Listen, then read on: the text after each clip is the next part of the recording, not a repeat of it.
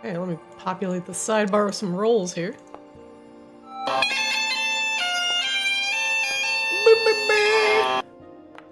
Just a couple more. Alright, there we go. Rebella, I see your hit die roll. Perfect. Damn, that's a good hit point roll. It really is.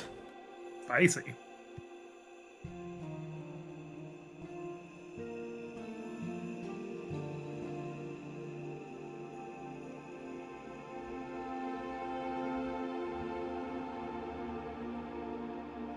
Rebella may be living in a post-HP world, but it doesn't mean she's gonna fucking slack off. All right, everybody, welcome back to another glorious week in the world of Arctis. Last session, as you triumphed over Lost Its Nightmare and being 3 sessions stuck in a maze, I apologize for nothing. However, you have thrown Lost It back into the book, back into the maze of isolation, where hopefully he will be lost forever. One of the Mephits apparently is not making the cut, and that's fine. Lost It is nowhere to be seen. However, the experience that you've gained will allow Grabella, Kozlo, and Seaswab to gain a level. Xedra's asking if she can punch Lost It. Unfortunately, he has been sent back to the Nightmare Realm. All attempts to punch Lost It are hereby approved. With advantage. With advantage. Fair and balanced. Azriel, I'm gonna need you to put a little wrath and a little smite on that one, please. You're just gonna overrule the DM in this specific instance. Hey, wait a minute. What's happening here? What's happening? Murder! Alright, a little Mephit sanctioned murder is apparently A-okay with the DM. He put you through a lot. It's understandable. I mean, you know, there's still easily a Malort and a half out there. I mean, what's one? Yeah, you know. You can live without the fear of being lost. You'll never have that problem again. They could have sold it better, though. I agree. They could have sold it better. Well, let's do a little bit of leveling up. We will actually we'll just go from left to right over here. Grabella, level 15. Yes. Are you going to remain on the path of the Zealot and be loyal to Azriel? Yes. Excellent. I'm not smart enough to do anything else either. Poor Grabella can't multi-class. No. Oh yeah, int -1, whiz -1. Yeah, okay, seems balanced. Grabella at level 15 barbarian. What do you get? I rolled 10 more HP with Chonky. And the feature I could have used last session, or these last few sessions when I was trying to rage and not stop raging, I now have persistent rage, which means my rage is so fierce that it only ends if I go unconscious now. Oh, Billy. Okay. And they be raging. I just rage. I don't stop raging. You can't stop me raging. And she don't stop raging, and she don't stop raging, and she don't Yeah, stop exactly. raging. Persistent rage. Let me add that to your sheet. Your rage damage. I think I got it on there. Let me double check. Oh yeah. Let me just sort by I think I nailed that one for once. Persistent rage. Beginning at 15th level, your rage is so fierce it ends only early only if you fall unconscious or if you choose to end it. Alright, Grabella. I see a lot of sleep spells in my future. Yeah, well, can Reborn be put to sleep? I think I don't actually know. Actually, I think you can. I think if it's like elves, she can't. Not by magic. Let me double check. Oh, well, there you go. To rage, to take nap. Hey, Grabella, unrelated question. Would you like to have haste infused in your axe? Oh my god. In my soul hook? Sure. Yeah, and your soul hook. Yeah, it's fine. It doesn't need to be more OP. It's fine. It's fine. Ah, yes, you don't need to sleep, and magic can't put you to sleep. You finish a long rest in 4 hours. Well, the unsleeping killing machine has now risen. Barbarian go full unga bunga. You go unga bunga, don't stop, won't stop, can't stop. So it'd have to be an unconscious effect that is not a sleep, like a sleep spell. That's pretty amazing, honestly. What I'll do, I'll give you the stats for my character with the pan that has magical knockout abilities from one of my old game. Yeah, it would actually have to be some sort of physical knockout effect. And honestly, I would want to be the creature that gets close enough to you to be able to do that. Mm-hmm. Precisely. All right, Grimella, well, then you are done and done. Coslo! What are you going to take at your level up? I'm gonna ask you like we haven't been talking about this. Kozlo is going to take another level in Warlock, Hell yeah. which means I need to roll for hit points, which I think is 1d8.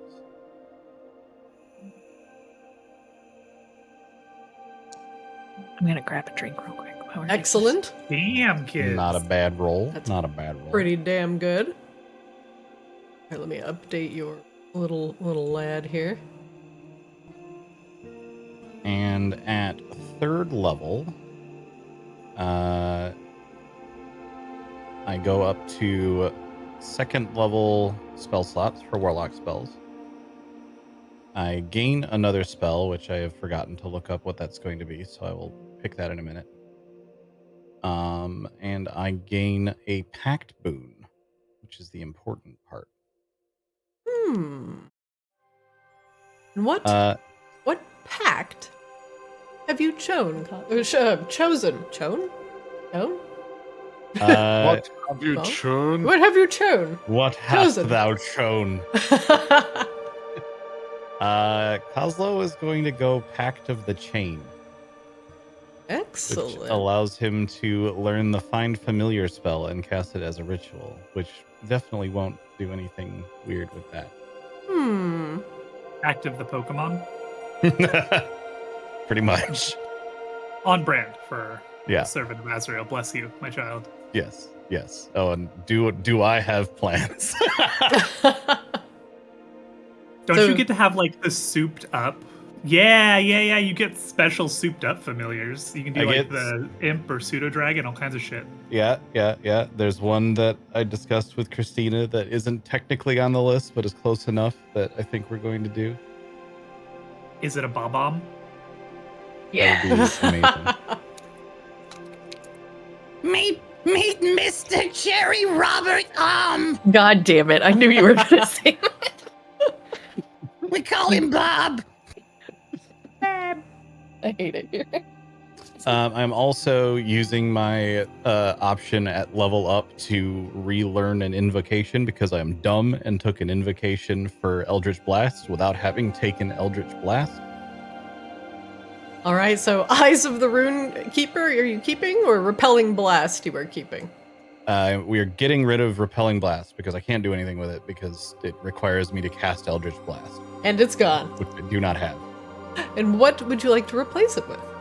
We will be replacing this with Voice of the Chainmaster, which is a Pact of the Chain specific invocation that allows me to communicate telepathically with my familiar and perceive through its senses as long as we're on the same plane of existence.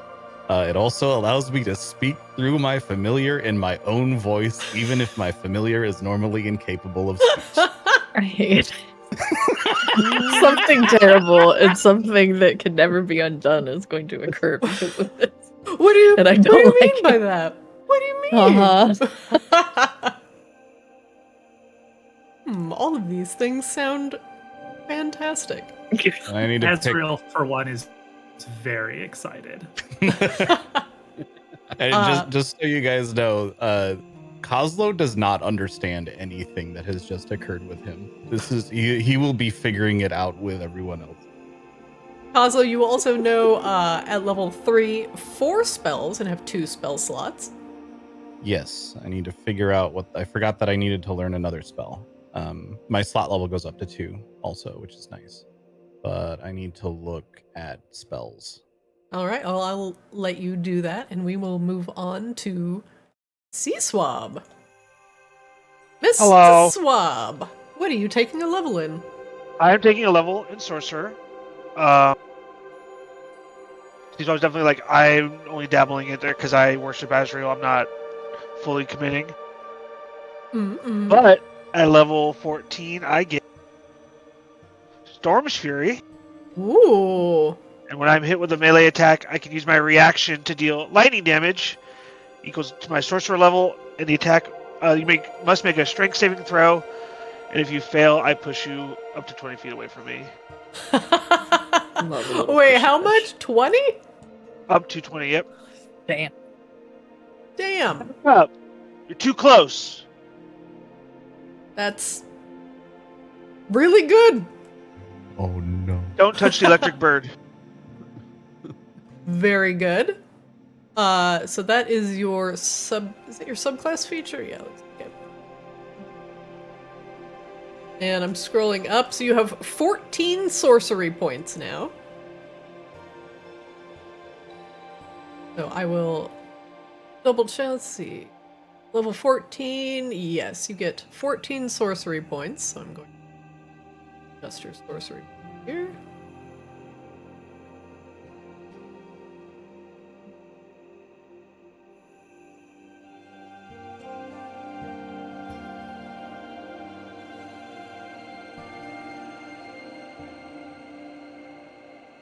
Remember that you have more.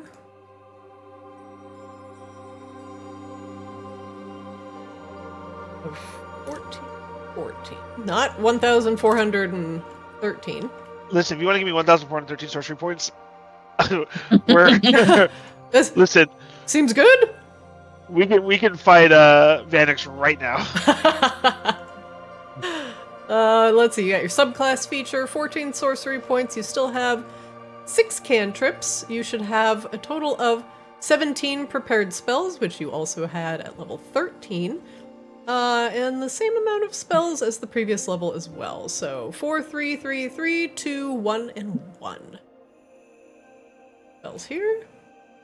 6th one, 7th level, good old Firestorm. And then once you hit level 15 Sorcerer, you get a 8th level spell.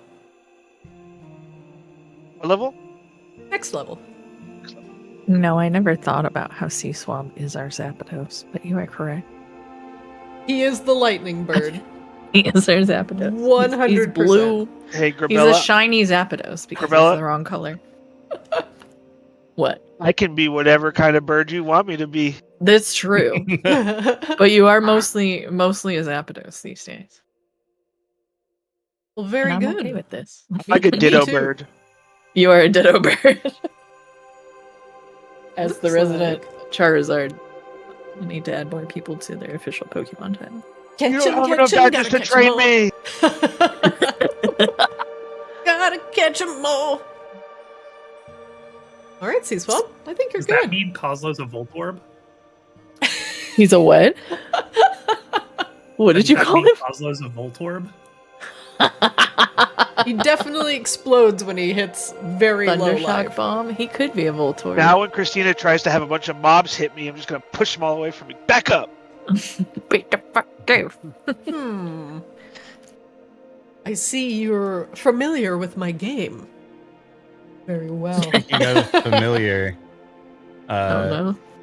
apparently there's a spell called Flock of Familiars at level 2 for Warlock, so that's what we're doing. Oh no. Flock of Oh, God. familiars. Wait, hold on. Flock of. Oh my god, that is a thing. Flock of from. What the fuck? I can temporarily summon 3 familiars instead of just 1. Hmm. All of which follow all rules as though it was find familiar. which is what my Warlock Pact does shit with. So, Would you like to take Flock of Familiars as one of your spells? yes, please. Very good. Flock of... Flock is definitely not the correct word for the familiars that Kozlo will be summoning, by the way. Is it a Waka Familiars? Oh my It's an god. Azrael of familiars. It's a Malort of familiars. Oh no. No! Oh, I'm not summoning a method. No, fuck that. Do it.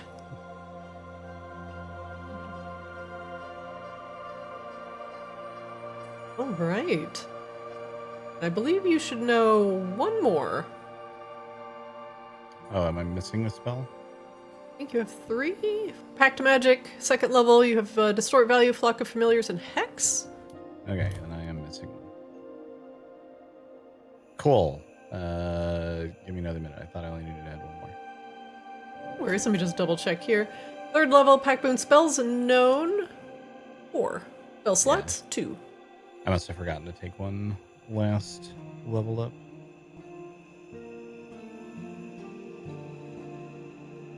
A lot of interesting choices at that level as well.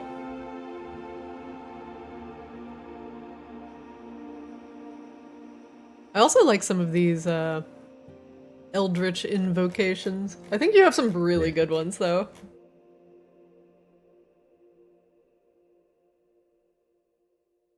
Yeah, I forgot what my other Eldritch invocation. Oh, the I can read everything. Yep. Invocation. Which Oh is my gosh, actually child, lay down.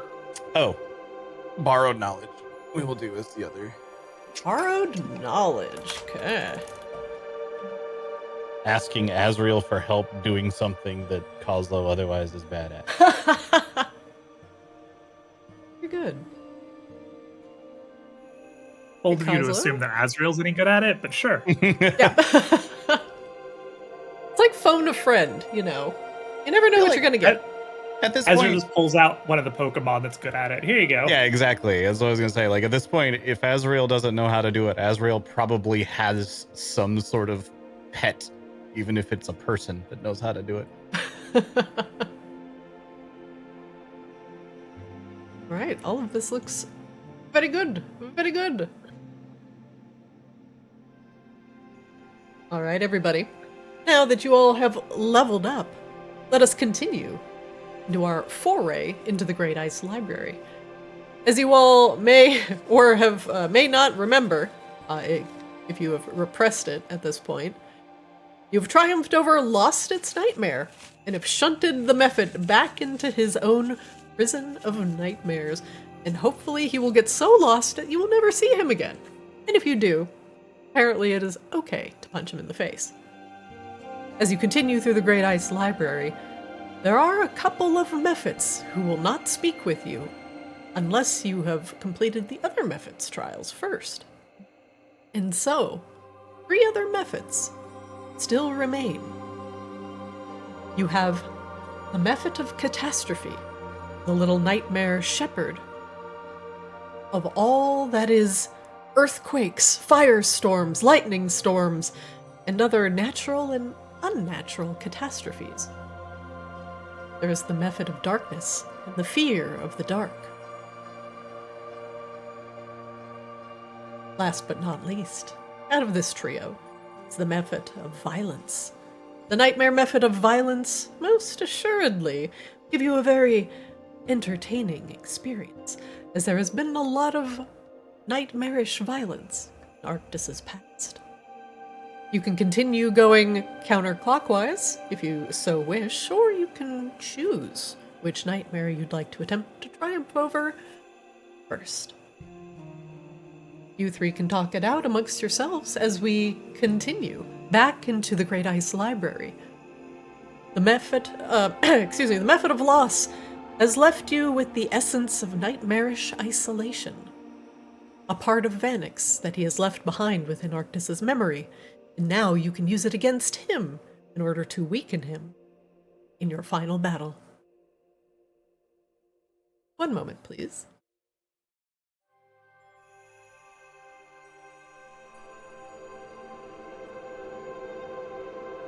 I was a little stuffed, forgive me.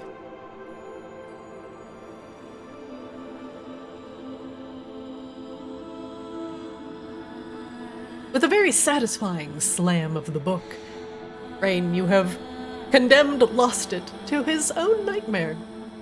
The book disappears, the magic inside dissipating, returning back into Arctis's memory, and only a glinting orb of essence remains. The other Mephits, chittering outside, laughing amongst themselves, don't seem to notice that you have returned as of yet, nor do they notice one of their own missing. However, you are still stuck in the mind of Arctis, until you have either chosen to take Vanix head on, or banish all of his minions that he has injected into Arctis's memory, altering the perception of it as he wishes. You all look around. Thankfully, you are not rats anymore. Let me double check just to make sure all of your characters here are good to go. Good. Corbella looks good. Oslo, you look great. Thank you. As you all look around at each other, thankful to finally be out of the maze, and possibly even more thankful to be in your own bodies once again. The cold and the giggling of the Mephits welcomes you back into the ice library. The smell of musty books surrounds you, and you can hear the Mephits' mocking laughter coming from the next room. What do you do?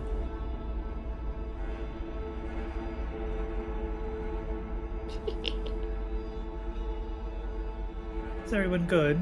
Keep going. Next one, yeah? Yeah. Yeah. Yeah, you know what? Let me just work on something.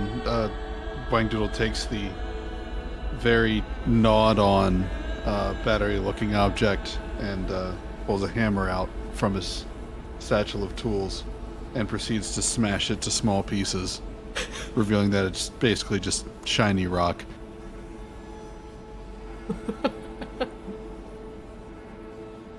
The din of Wangdoodle's tinkering causes a bit of a tension, and a Mephit peers into the room.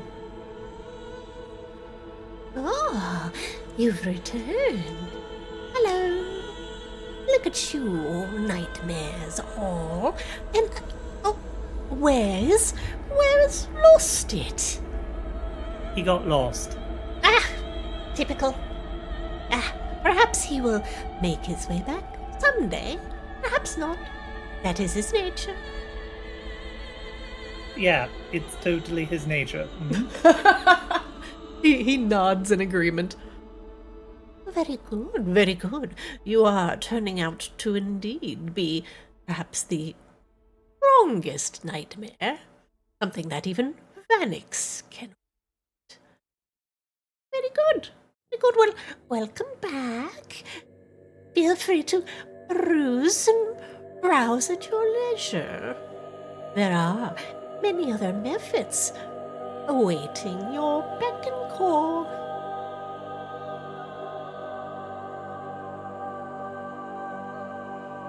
Right. Well, shall we? Yeah, sure.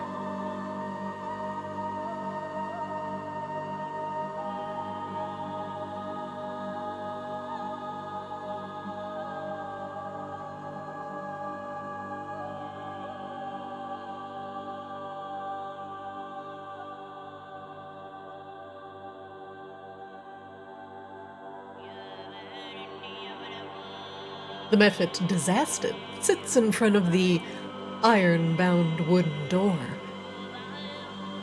Hello, hello. He rubs his tiny, bony hands together in anticipation. I do believe we have met before, but if you have forgotten, I am Disastered, a nightmare Mephit of disasters and catastrophes. Vanix has planted another one of his minions within the memories of Arctis, or perhaps your own memories. Care to take a gander at what one might consider to be the most powerful primal fear? Hey, Rain,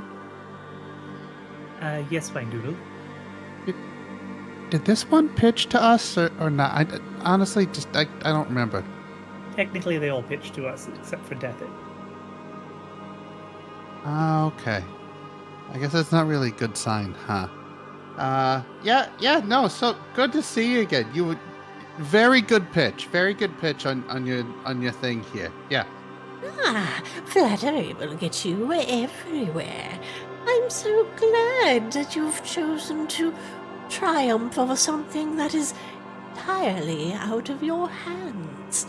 Who are you to control the shaking of the earth or the way the clouds move through the sky? Rain lifts a finger, then puts it back down sheepishly. Yeah, totally. Who could possibly do those things? Definitely no one who controls storms currently present. Cosmo looks over at Sea Swab. Sea Swab does like the bashful, like, don't know what you're talking about. I sense that right. you are all growing more powerful as you triumph over these primal fears. That is good. You need everything that you could get in order to defeat Vanix. You choose to step into my door and sample Catastrophe for yourself. Well, we may as well get started. You know, it's going to take us like 3 weeks or something. It will take as long as it takes. It's gonna be 5, guys. Buckle in. After you. Gestures you all in with a splendid bow. This time next year, we finally get through The to vibes. Vanix. Listen, it's called the Great Ice Library, not the Littlest Ice Library. The littlest library. In tiny print underneath in parentheses, sponsored by House Hamaki.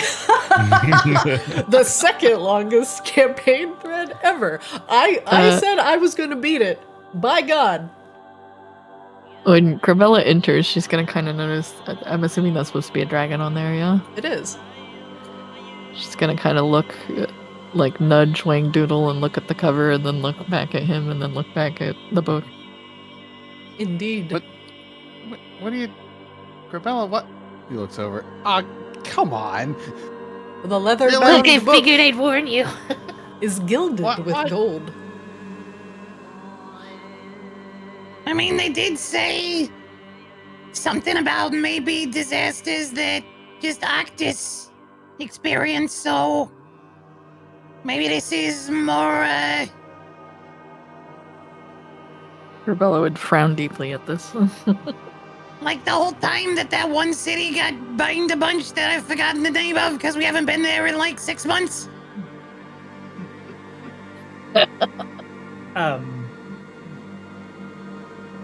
Vicaris? Yeah. Oh, Yeah, that one. It's only been like a month. Goodness gracious. it's been like 3 days, guys. We were just there. We I mean- went and got the thing. The hammer. People wanted to that's right. kill me. You know, sometimes I feel like I lose track of time. It's okay, Cosmo. You're very cute. Thank you. Everyone keeps saying I'm great today.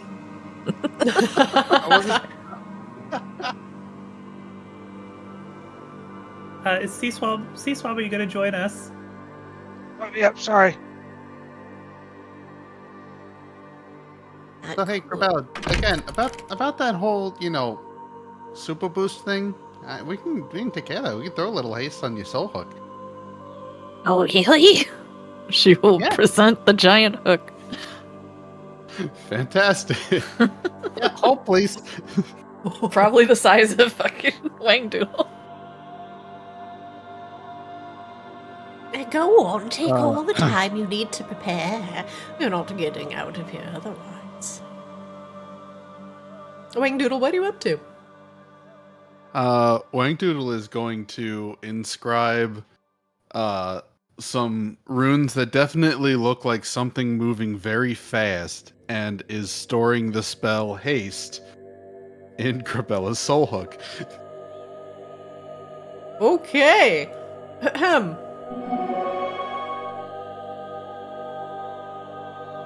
My god. Wangdoodle, whenever you finish a long rest, you can touch one simpler martial weapon or one item that you can use as a spell casting focus, and you store a spell in it. While holding the object, a creature can take an action to produce the spell's effects from it using your spellcasting ability modifier. The spell requires concentration. The creature must concentrate. That does mean that Grabella must concentrate. The spell stays in the object until it's been used a number of times equal to twice your intelligence modifier. Minimum of twice. His or mine? His. Okay, thank God. Yeah. How many times is that? So that would be a total of 10 uses. 10 uses. Alright, I'm writing this down. But yeah, the concentration part definitely didn't think that one. Really hard part. I think Rebella will be fine because it's just a Constitution saving throw. Yeah, if it's a con save, my con is great. Yeah. Can she concentrate? I assume she wouldn't be able to cast it while raging. Can she Oh. cast You cannot it and then concentrate rage? while raging. No. Yeah, That is a good point. Yeah. If you are that able to is- cast that is spells, a you good cannot point. cast them or concentrate on them while raging. Yeah. But get it. Yeah. But it does have a range of 30 feet.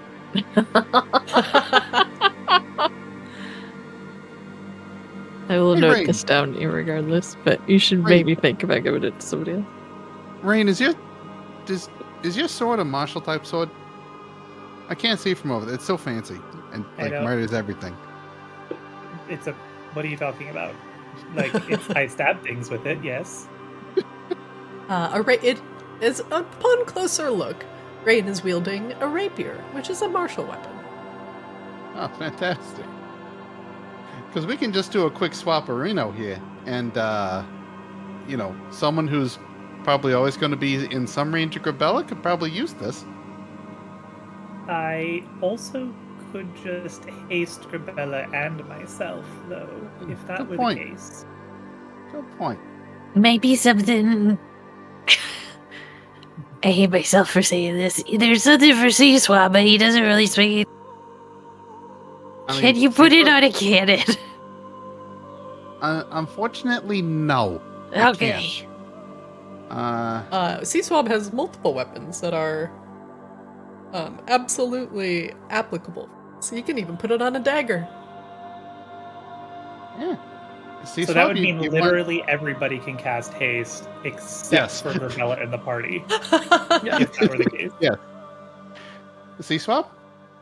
But his spells are definitely better spent elsewhere. Did it work for spells that have to hit? No, right? It just You No, just- it would just be an action to use a charge to give yourself or someone within 30 feet of you haste. Correct. You treat it just like the spell, except you do have to concentrate on it. So if you are concentrating on haste, you wouldn't be able to use something like Ice Storm, for example, which would overwrite the concentration.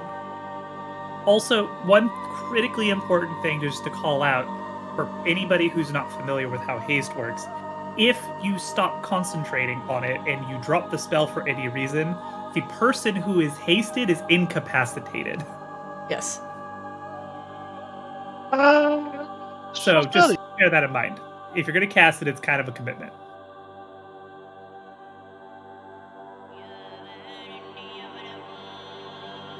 Could a sorcerer twin spell haste? hold on a second. I think it's a single. Let me double check. Let me just double check some stuff real quick. If You I cast know, a- Oh, sorry. Go ahead. I'm just double checking to see what I have to actually concentrate on. Like I know my draconic spirit is concentration.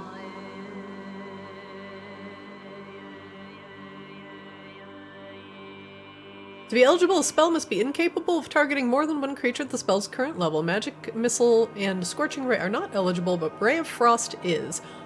You couldn't do Haste because you cannot concentrate on 2 spells at the same time. Unless you had some sort of item that would allow you to do that. Yeah, I guess the question then is it 2 spells or simply that it just gets a second target? It is 2 spells because it is cast twice.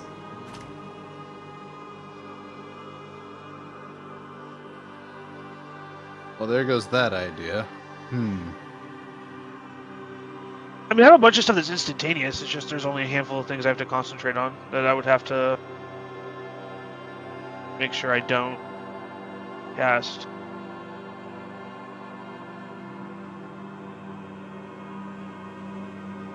Kozlo could also get some use out of this.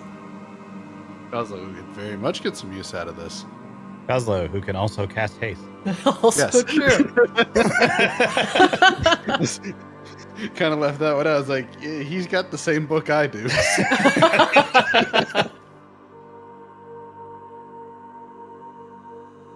Well, Wang Is there Doodle. any other spells, Wangdoodle, that you could give Grabella? That are not concentration, perhaps? That are not concentration? Yeah, As a probably. reminder, Grabella cannot cast spells while raging. That's But also she a could cast problem. it before she raged, if it I was am beneficial. the worst person to receive this blessing. But great to cast spells on. While this is being discussed, by the way, Kozlo is muttering to himself in the corner about something. Well, let's see. No, that doesn't. That one doesn't work for. That one doesn't work for magical darkness.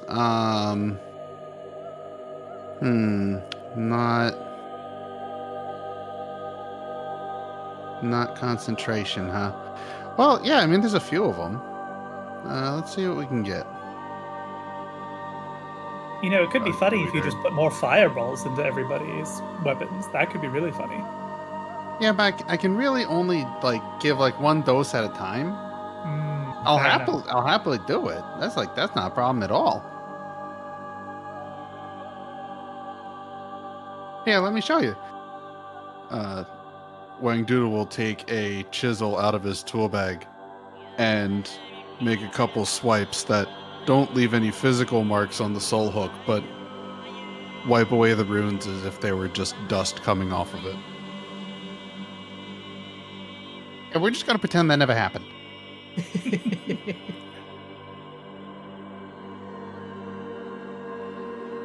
Let's see. Need something to work on here. Yeah, here's an idea. Let's see. I can do this once a long rest, right? Oh God. We're going to replicate magic item and use one of the 2+ plans to make a Wand of War Magic +1. Okay. All right. And then we're going to etch on that everyone's favorite ability and just call this the this is the great value Wand of Fireballs. We're going to store a fireball inside of the +1 Wand of War Magic. Oh God.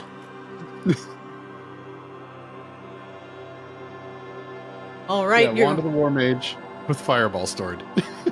Kirkland brand fireball. Hey, listen, I will not accept the selling of the Kirkland brand, considering A, it's usually very great for its value, and B, it's usually just a name brand with a different logo slapped on it. Yeah, that's why I called it the Kirkland brand, because it's such good value. It is more value than your standard, market average Wand of Fireballs. All right, so you add to the Wand of the War Mage the Fireball spell. Yes. All right. Fireball spell added, let's see, via... Is it Magical Tinkering? Spell storing item. Spell storing item, okay. Let me see. Oh, yeah, while I have the Wand of War Mage out, I should probably also mark it up for the Arcane Firearm. Oh God. All right. Little did Disaster know that the disaster was us. It was us all along. How You many built it, I break it. how many charges of fireball are currently in that wand of the War Mage? 10. 10! 10. Question, Wang Doodle Coslow, asking for a friend who happens to have a whole stable of artificers back on her ship. How many artificers would I need to build some kind of Gatling gun of fireball wands? I mean, probably just one, as long as it's a really good artificer. I think you'll probably need at least 10. I mean, yeah, we can pack a punch inside of a wand, but really it's kind of a 1-to-1 scenario. So I need 10 artificers. Or one really good one. Because we're up to, like, what, 5 already, right? Well, like 4.5.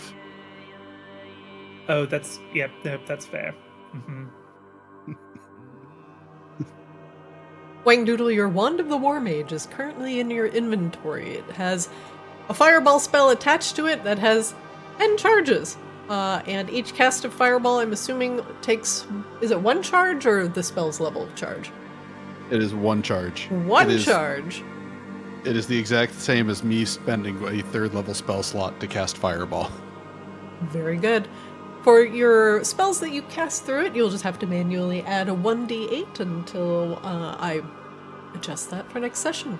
Otherwise, you have your Wand of Gatling Fireballs. +1. Hooray!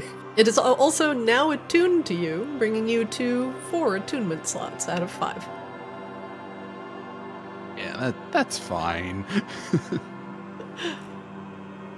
Oh, I forgot about this Wand of Binding in my bags.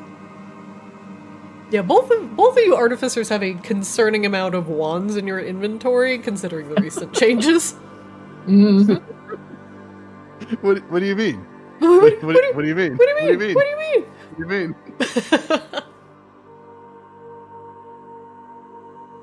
The leather-bound book, gilded with gold and embossed with a proud dragon picture, sits upon the center of the table, as Wang Doodle tinkers with various things in his backpack, causing quite a commotion.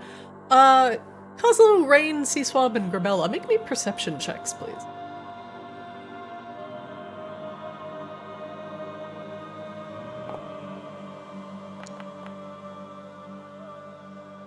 Nah. Coslo's mumbling to himself. What the fuck? As I feel so Grabella perceptive for enrolling once in my inexplicably. fucking Grabella life. is locked in. Grabella, like, she hit a point in the rat maze where she's just like, fuck everything, I've got this. I don't know if Grabella's ever actually failed a perception check. I'm gonna be honest. I used to constantly. I don't know. I certainly can't remember a time it's happened. It's been a long time, though. You're not wrong. As Coslo is looking at what Wang Doodle is doing with great interest, as artificers are wont to do, Rain, Seaswab, and Grabella on the eastern side of the room, one of the books moves. It slides out of its hiding place within the bookshelf and falls upon the floor with a thump. There's a spider in the bookshelf. Is it one of Azrael's face spiders? Yeah, we recognize the spider. You two can make me an animal handling check. Oh, I'm okay at those. Actually, no, I'm not. Okay. Just fucking shut up now, I guess. Keep negging those dice, Grabella. You're on I'm a gonna roll. neg the shit out of these dice because it's working. It has similar coloring, Seaswab, but boy, your spider foo isn't really very good, and you can't tell exactly if it's one of Azrael's phase spiders, though it does kind of remind you of it. Grabella, that is definitely one of Azrael's phase spiders, with a slightly new carapace as it has grown up a bit. It seems to want to hide back in its hiding spot in the bookshelf where it pushed out the book on accident. Seems to be kind of cowering in the back, more interested in watching you than, well, anything else. Grabella's gonna reach around in her bag and find like a little bit of jerky or something and offer it to the spider. The spider twitches its pedipalps and goes behind some of the books in the bookshelf. The books poke out a little bit from the bookshelf as the spider runs through behind them.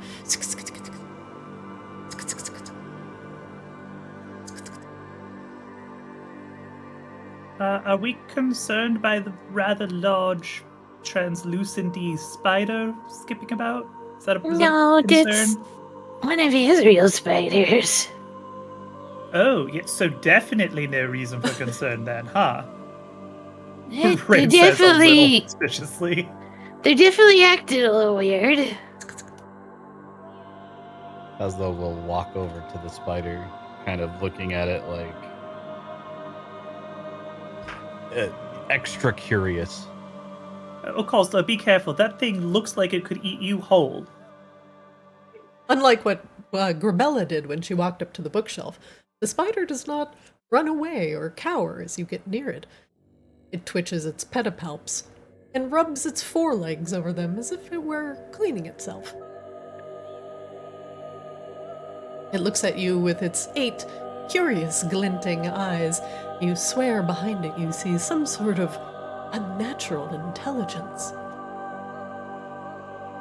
Hey there, little guy. Nice, pedipalps. Which is a white I just lined. Kozlo, in your head you hear, Thank you. No! Guys, it's talking to me. Can we be friends? Yeah, sure. You know any cool card tricks?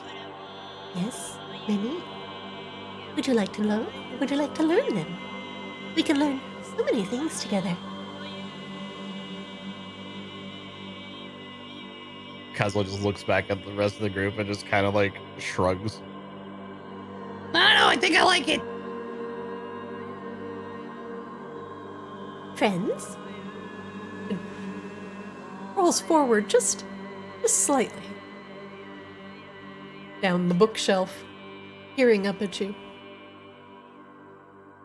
Friends? Yeah, friends.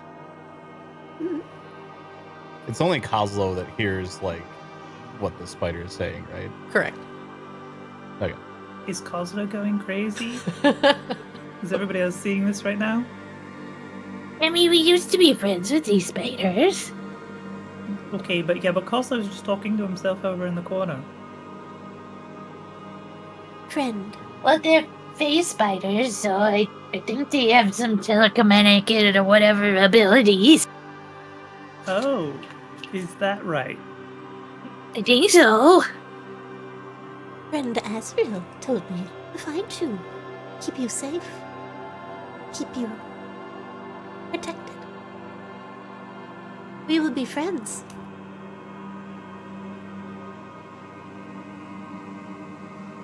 Kozlo will like just put his hand out to the spider and gesture for it to hop into his little artificer bag. I like this. The spider jumps off of the top of the bookshelf, neatly into the bag, and disappears. Oh, heck yeah, you just got a rainbow Pokemon. Just don't light anything on fire in there, because I'm not entirely certain what will happen if you do. I'm pretty sure that's a holographic one, too. Sorry, I had to. A hollow extended art. Coslo, the bag squirms a little bit and then deflates as if the spider is not there at all. Yeah, all right. Well, that's weird. Friends forever. And ever. Ever. Oh, God. It reminds me of my ex-girlfriend. Oh no. I'm sorry, that is a story that you have neglected to share. Oh, yeah. Yeah, she went a little, overly attached. Was she a spider? No. I think No, she was an elf. just... She's a psychopath. He's a psychopath. She lived down in that other place that I've already once again forgotten the name of. Vicaris. Okay then. Yeah, it was a case of she was like really into me and I wasn't really like into her, not like that, and then she tried to kill everybody. Kazu didn't even know it was his girlfriend. We had to explain it to him. Oh. Okay. I mean, technically we never even, made that official, so I don't think she was really. What happened to her? Oh, we killed it. Yeah. Oh. So the breakup was pretty serious then. Pretty bad, and just in general, she was a bad person. I Pretty don't final. really remember why. She Why was you trying to killed kill her? everybody and set the library on fire. Oh, yeah. She was hopped up on hallucinogens that were being fed into the obsidian halls from the Earth Ganassi. Yeah. She was drug-induced crazy. Was it all the drugs? Let's be honest. It wasn't just the drugs. All right. Well, are we ready for a disaster? Are we not there already? I'm still I trying mean- to process this one. No, that's I don't wanna- fair. I don't want to be rude, Coslo, but this ex of yours, does she have any part to play in this whole pregnancy scare thing that we've been dealing with? Oh God, no! Wait, do you think she got me pregnant before we killed her? I mean, I don't know how long is that whole kind of cycle for you? I don't know. We usually just pop up out of the muck. Okay, well, at this point, it's more just morbid curiosity. Emphasis on the morbid. Wait, do you think the spider can wear the boots? There's only one way to find out, Coslo. I think we've already satisfied the requirements of this particular book. Disaster, don't you agree? You're so close, honestly. You all are just a walking set of disasters. I can only think of possibly one, two more that might be even more impactful than this. And one is in that book. All right. Well, I hope you were taking copious notes for your next whatever Oh, God. school project you do. What if this is the memory of what we were just talking about? Oh God. There's a non-zero chance of that happening now. Christina's in the background like, shit, how do I swapping shit out? Like, fuck! What was her It's a name? better idea. It was Vera, also. Yeah. Well, damn, I'm impressed. Either that or that is she's funny. already ahead of us, and the reason she knows that is because it's that.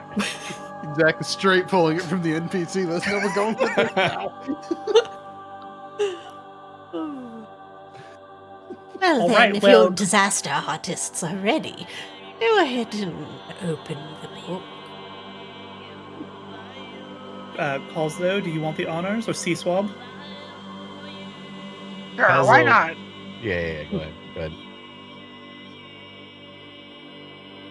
Ah. Stuff Catastrophe. I will read this one. The heroes moved in silence through the shadowed corridors of Articula. hoods drawn low to blend in amongst the necromancers who worshipped Mellifluor, the foreign and dark god of undeath. Only one sigil remained, the sigil of sacrifice, buried deep within the labyrinthine sanctum where Frankir prepared his final ritual. 3 sigils had already been dismantled, each weakening the ritual's power. The last one was different. I could feel its oppressive energy, thick and malevolent, echoing the dark god's hunger for souls. I entered the vast, cold chamber, their footsteps muffled against the stone floor that now yielded underfoot like cold flesh.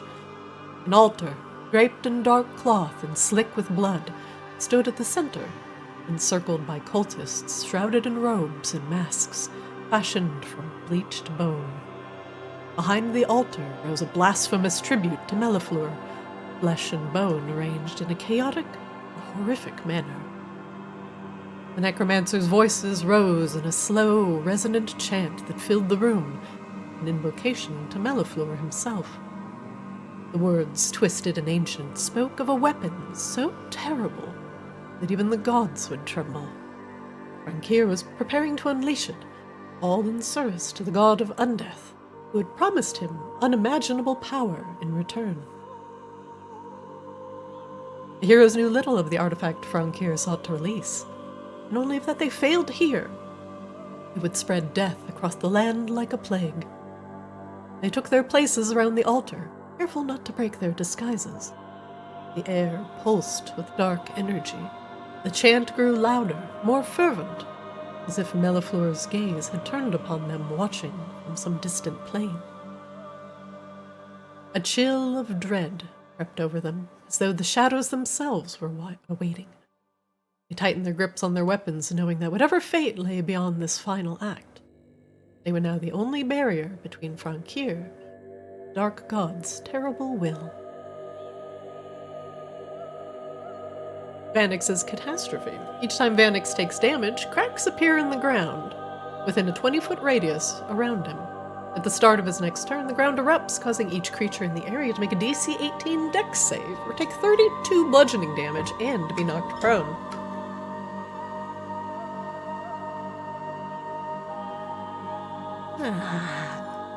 You hear the imp apparently struggling with mocap software in the background.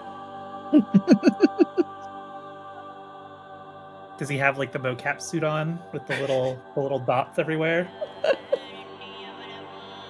1 second. While we're prepping, Rain will go ahead, and I don't think it's been anywhere close to an hour since we cast this. It's been like 4 minutes since we started Lost Its Maze, technically in game time, but we're going to recast Telepathic Bond. Okay.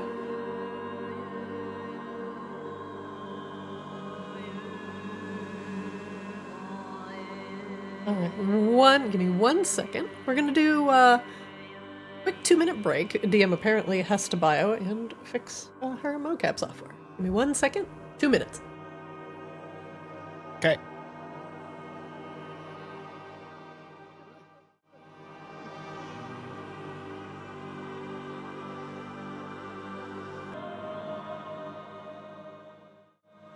Okay, sorry about that. Back. As you all read the words that are splayed across the book, the Mephit in the back giggles. Ah, what a better catastrophe to relive than the one that caused all this trouble in the first place. The introduction of the slow and the raising of Verticula.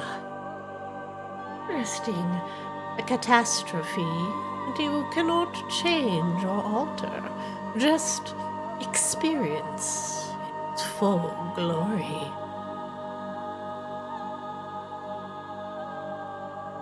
Well, fine. That does seem maybe slightly more disastrous than Coslow's breakup, I guess.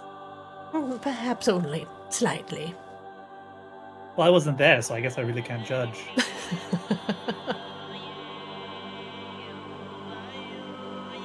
Are you prepared to reach into Arctis's memory and relive his pain for yourself? Surely your mortal minds could handle it. Or perhaps it will break you as it broke him.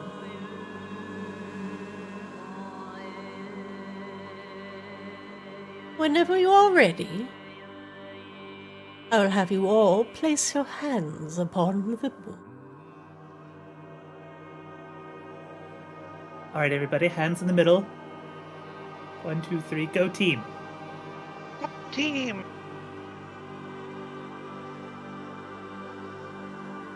You all must say, go team! Wagdoodle calls Grabella. Do you guys not want to be part of the team? Apparently they don't want to be part of the team. Ah, their minds already lost to time. A shame.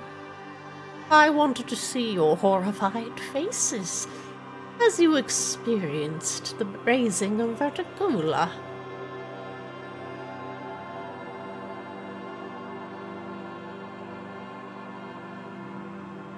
Hey, Richard. Ah, We're putting our welcome. hands in the middle, Coslow, and then saying go team. Team building. Go team!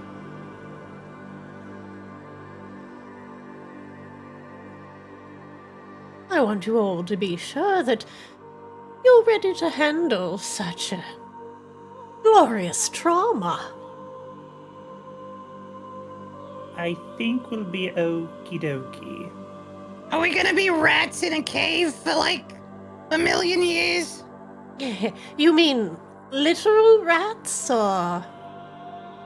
No, I don't dabble in that. The Okay, I think we'll be good. Okay. The terror comes from experiencing something that you cannot stop. Like being a rat in a cave for like a million years? Ah, despite all your rage, at least you're no longer a rat in a cage. Oh my god. Also, it Wagdoodle only looks felt up. like a million years, Coslow. It was actually only like 45 seconds. I don't need your numbers. Now go on. What kind of artificer would I be if I did math? You're one of those Math play it by answers. ear. The calculator Making from is Final more- Fantasy Tactics? All right, 1, 2, 3, go team. Yeah, go 1, team. 2, 3, Grabella, go team. Yeah, go team. Very good. Let us see if your sanity remains when you're done with this trial. If Oh, you I survive. don't have any of that. One If you don't moment. start sane, you don't have to worry about going insane. Classic Call of Cthulhu power gamer strat. We were worried about that? Insane in the membrane.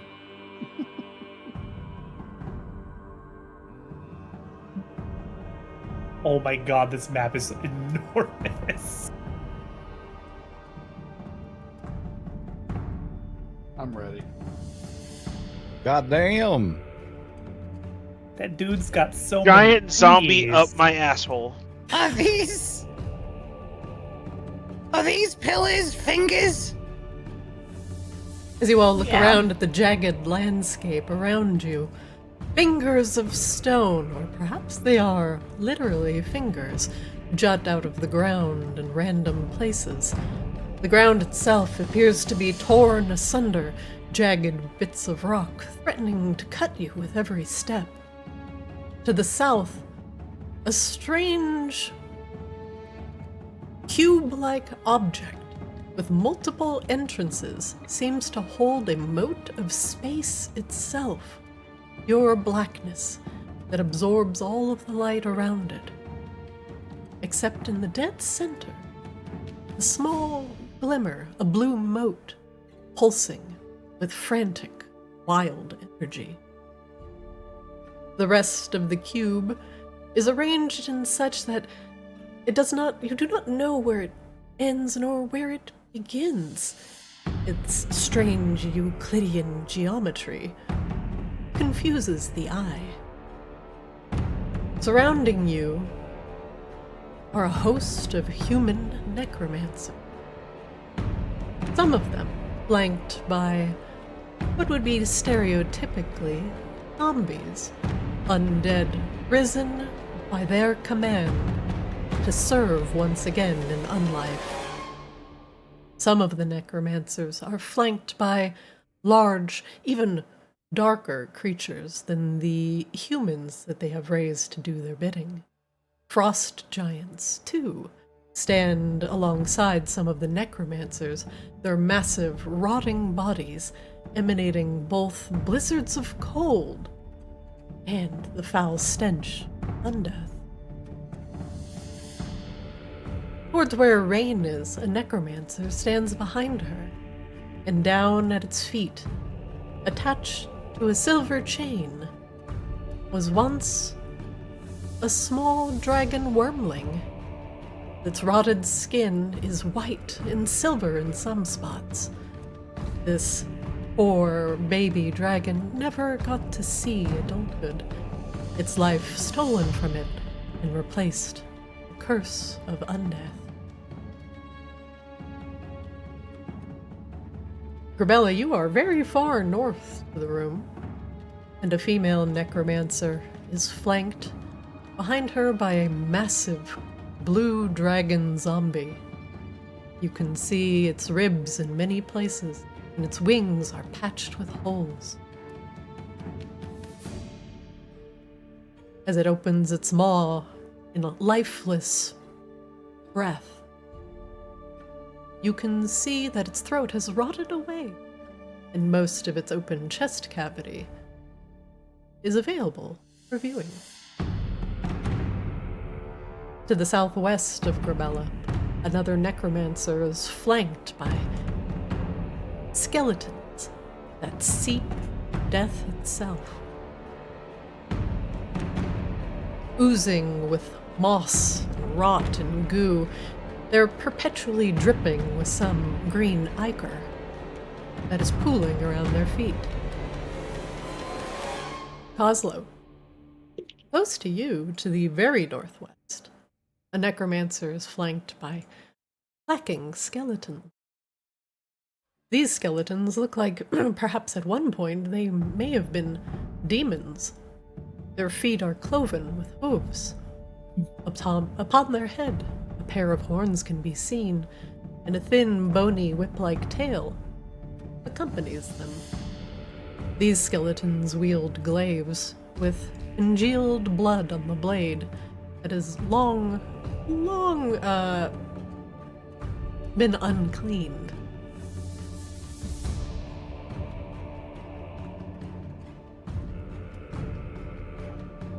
Around here, gotten most of the necromancy. At the very north part of the room, where the ground has cracked into a massive fissure, blood can be seen. The statue of Mellifluer, god of liches and undeath, can be seen at the very northern part of the room. It looks like it's been carved out of stone itself and encased with flesh. Runic-like tattoos can be seen upon the flesh that covers the stone. The massive mouth of this terribly flesh-like creature with hands for wings gapes open in its chest cavity, and blood pools from the mouth, dripping onto the floor in an endless torrent. Upon this tongue of this hideous effigy is a singular human figure. Dark hair and red eyes that glow with malevolence. A handsome human necromancer gazes down at his beloved subject. Oh no, Frank used to be hot. The necromancers are all conversing with each other, some of them reading tomes, others tending to their hideous minion.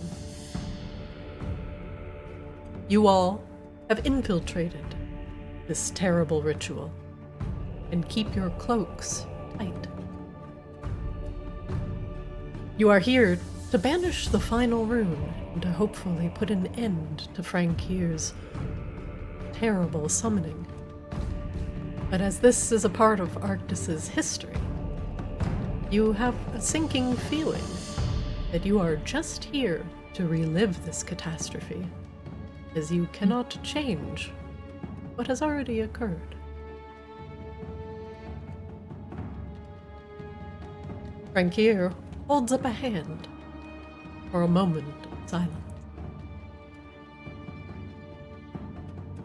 The zombies, the undead, and the necromancers all begin to calm and quiet. Frankier turns his back and gazes up at the terrible statue of Melliflu and holds his arms out wide.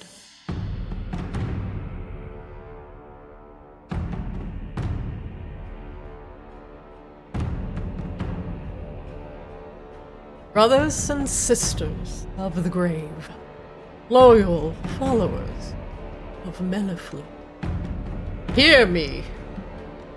Today, we stand as the spearhead of a new, unstoppable power. A power that will soon sweep across Arctis and beyond, as inevitable as death itself. Your dedication, your unwavering faith, not gone unseen. Through your devotions, Melliflor himself has grown mighty beyond measure. Gods thought they were safe from us, that mere humans would never dare to shake the heavens. But here we are. Through our sacrifices, our willing offerings of soul and flesh, we have brought the great Lich God to heights undreamt of.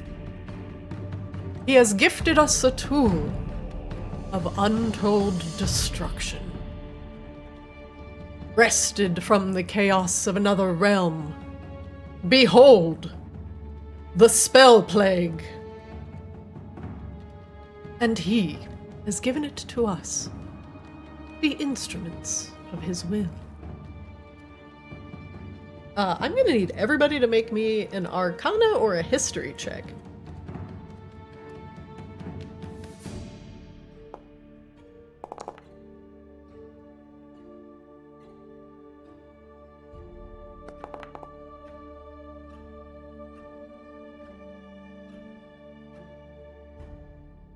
One from Grabella.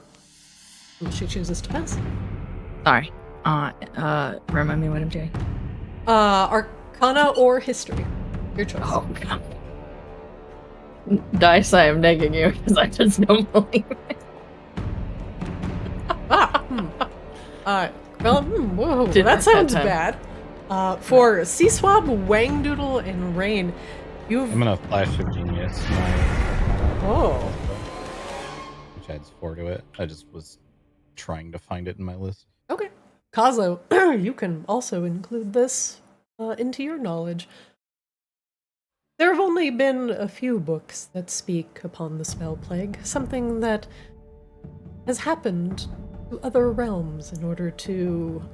that has utterly decimated the presence of magic in those realms, turning them into barren, magicless wastelands, where the fantastical does not exist, where practicality reigns. The spell plague has brought down gods and lain low the foundations of magic.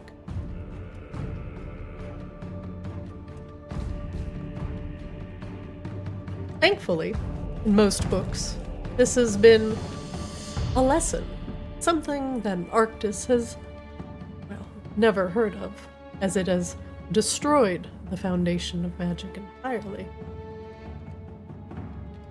But if that's what's in that strange box to the south, we have much, much bigger problems to worry about than a host of necromancers.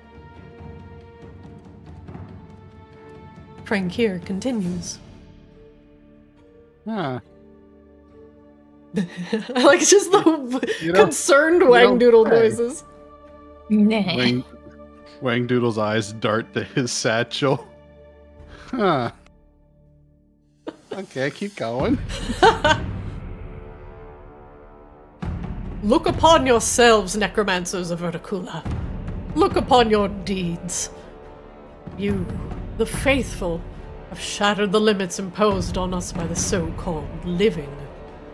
For too long they have walked the lands freely, taking our offerings of death and treating our work as a curse.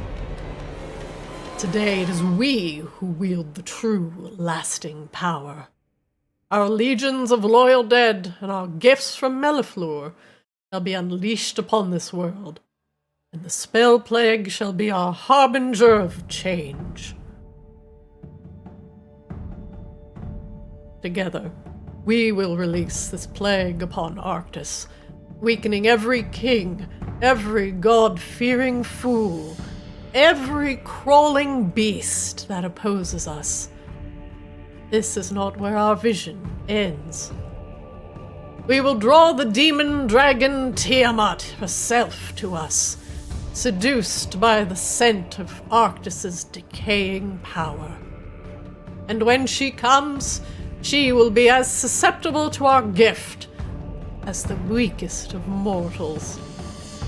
Her strength, her power, she will be broken and remade. Her own essence will be ours to command. Think on this, my necromancers.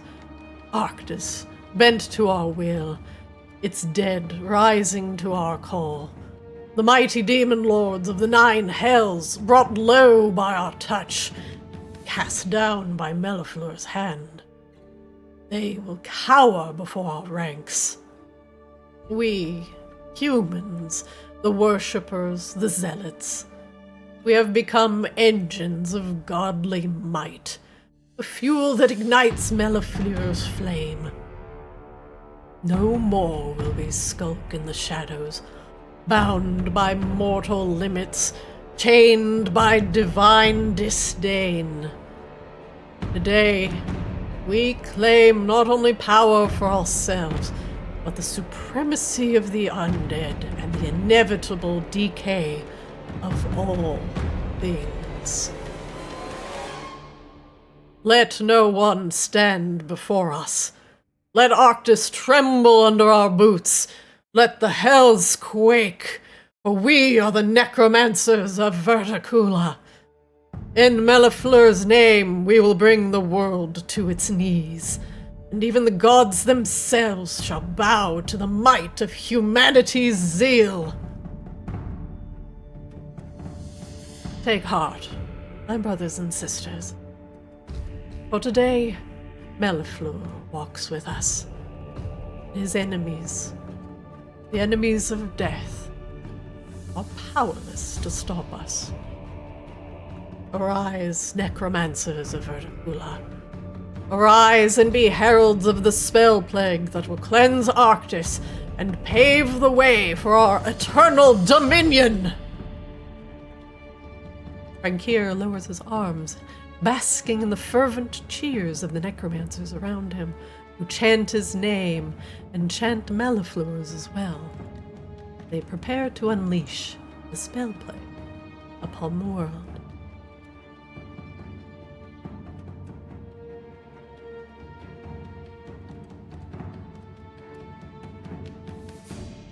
What do you all do?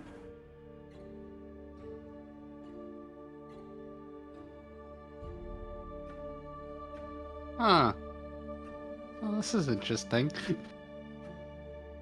So we're supposed to prevent the disaster from happening. We can't prevent the disaster from happening. You're not back in time. You're in a memory.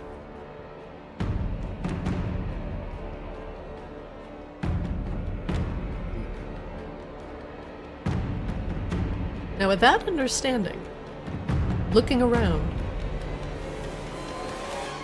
there are many, many necromancers here. Plus, flanked by their minions, you have a distinct feeling that outright combat may not go in your favor. You are horrendously outnumbered. There are dragons and giants at their disposal, a veritable army of undeath. Frankir still stands upon his bloodied dais and begins to chant. The other necromancers, too, begin in hushed tones to mimic the chant that Frankir is performing. The skeletons, zombies, and other undead shuffle about, just waiting for an opportunity for something to happen.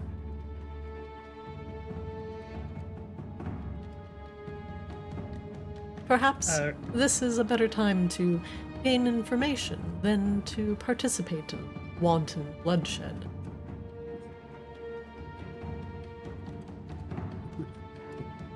Hang on.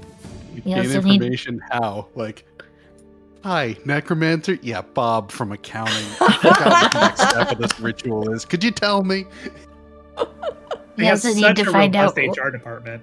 where we could get the thing that gets us out of here. And also, you know, prevents what's his face from being kick ass. Oh my god, are those brass giants? C-swap. He's an Sultan. I think Rebella's gonna be like, the fuck? Now, you all can speak to each other in inside each other's minds, but you have infiltrated this necromancer stronghold, and, well, if you've gotten here, they have very little reason to distrust you. You could be like, hey, yeah, Frank from accounting, but, well, that just might work. They are on the cusp of victory.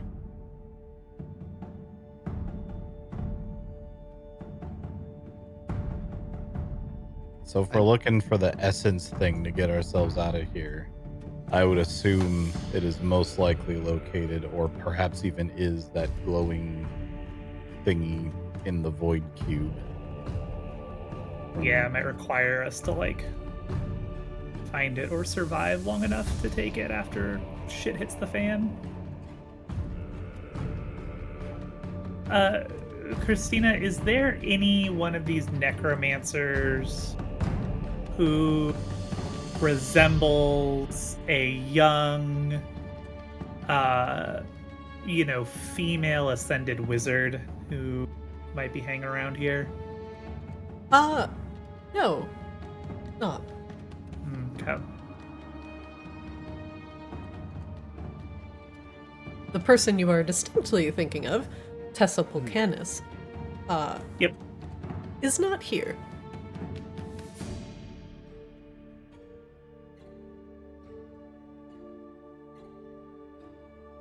You know, at the risk of having an incredibly hot take right now, we may want to get some more notes on exactly what the spell plague, exactly what it is. Just get confirmation, but then also what feeds it. Wayne Doodle, you're the most familiar with the stone. Do you want to investigate the box and see if that seems similar? If our assumptions are accurate? Yeah, it's always nice to get in the field and do it. Yeah. Hold on.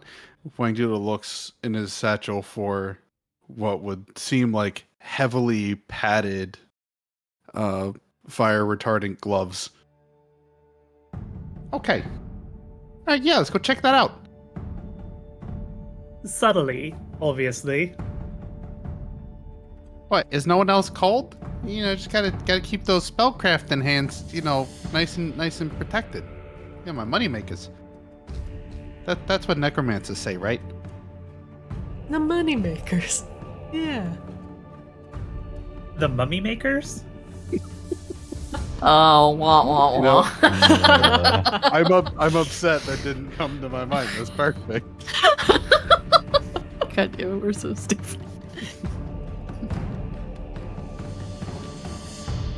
Well, Wagdoodle is checking out the box. Rain will check out the rune here, like the spell circle.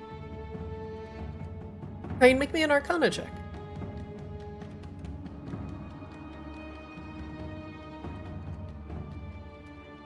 Rain, runes of this nature tend to be the apex or the focal point of various magics.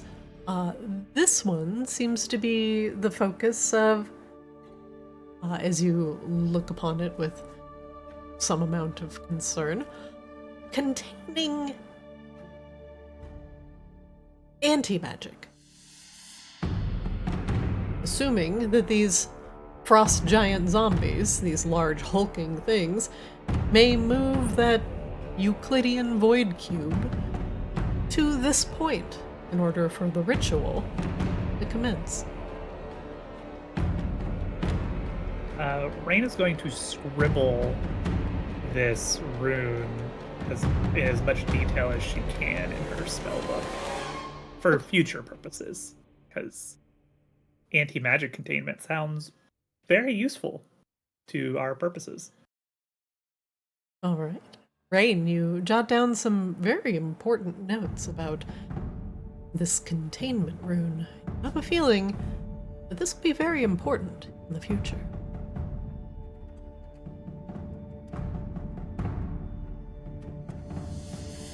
Rain, as a side note, this rune has been made and created with blood magic. And blood magic, as it has its origins from, well, living things, functions independently from magic that comes from the arcane, the nether. Blood magic is said to be able to persist within areas of low or even lacking magic, as the source of it is, well, the living, or one's soul, and not the ebb and flow of the magical ether. This is probably why the necromancers are so zealous, so fervent in their belief of getting rid of magic, or blood magic. Necromancy are very, very close and can persist even in the absence. Wangdoodle, what are you doing with this box? Well, first we gotta do, you know, like an OSHA grade 2 investigation. Look for any cracks and gaps that shouldn't be there. Proper welding. You know. Really is just peering in and trying to get any look he can at every little piece of this construction and what's inside it. The box appears to be, on all sides, made of all entrances. As you look into one side, the void gapes on the bottom. As you look into the other side, it gapes on another side. And on the other side, it seems to be coming from the ceiling. It seems to have no real perceptible entrance or exit. Yet, in the center of it, floats a moat of the spell plane. You feel uncomfortable in its presence, as if all the joys and all the power of creation is being sucked out of you. And artificery is, part practicality and part magic. Imagining a world without the magical part would mean sticking to mundane things like the practical forces of nature and the laws of physics. Dull world. And And menial labor? Like manual activity? And capitalism? Who would dare? Who No, would? That's the problem. That's the problem with them human types. You know, that they aim for complacency. Now, although this box is made up of many entrances and no visible exit, it is theoretically possible that you could just stick your hand into the void and grab the spell plague.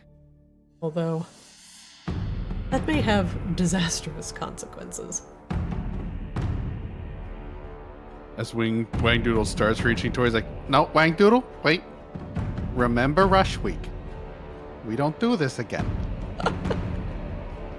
Instead, he reaches down into his satchel and tries to sneakily take out a very small vial, which is a slow sample, and tries to hold it up to compare it to the mote of spell plague that he sees in front of him.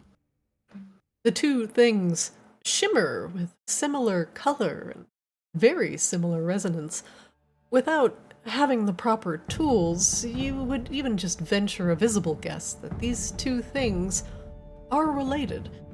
But the mote of spell plague doesn't look to have a physical form. It's more like a swirling ball of gas surrounded by its own anti-magic properties. The slow itself is hot, unstable. It is not destroying magic, but altering it and changing it. There's a distinct difference between the two items. One is destroying magic, perpetually, feeding off that own energy in order to feed itself, while the slow is warping it, changing it. And it's very much physical, unlike the mote of spell plague.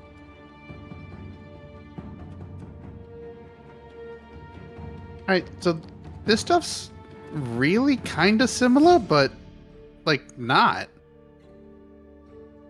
It's almost like slow is a mutated, for lack of a better term, corrupted thing of the spell plague that we're seeing here. Well, that sort of makes sense. We do know that the slow, in some capacity, came from Tiamat, like her blood or some venom or something that she infected Arctis with. Perhaps, if they're trying to summon Tiamat, it has some kind of... her plus the spell plague has some kind of mutative properties that created the slow?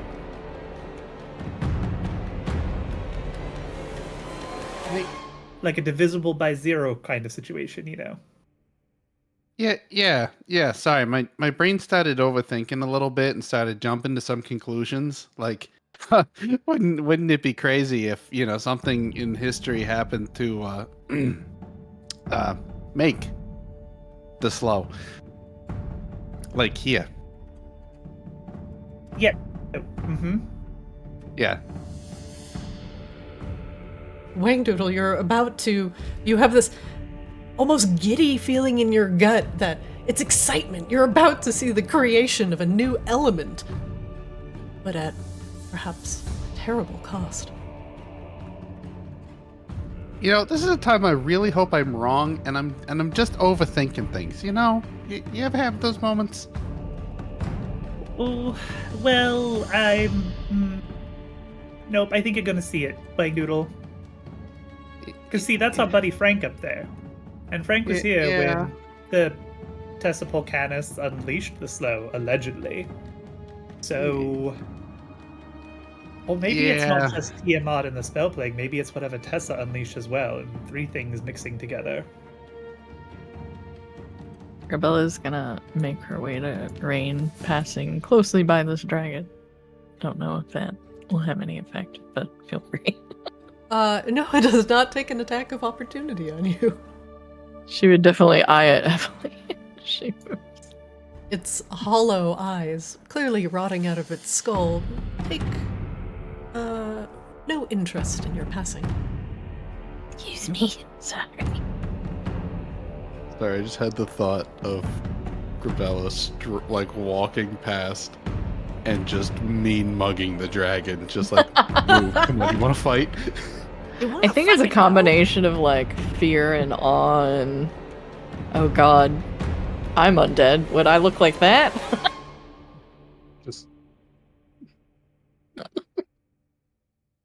Just You a know, really it's kind of small badass, hero of time. You see your future. Yeah, basically.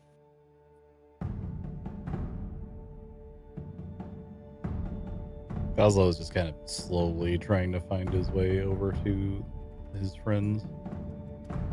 And Wangdoodle's gonna slip the vial of slow back into his bag.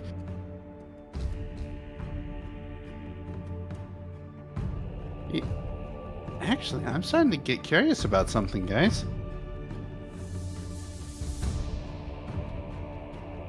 And feel free to say no to this, because I'm already starting to hear this whole like it wouldn't be morally correct argument. But say we just happen to have some slow and throw it on whatever gets created here. I mean, we can't stop the creation from happening, obviously, but you know, we could still see what happens. I mean, you certainly could make it worse.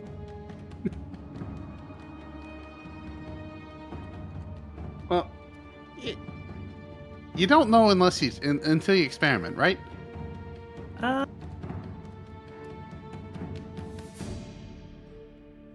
Feel like you should have an hypothesis first. Think that's usually how science works?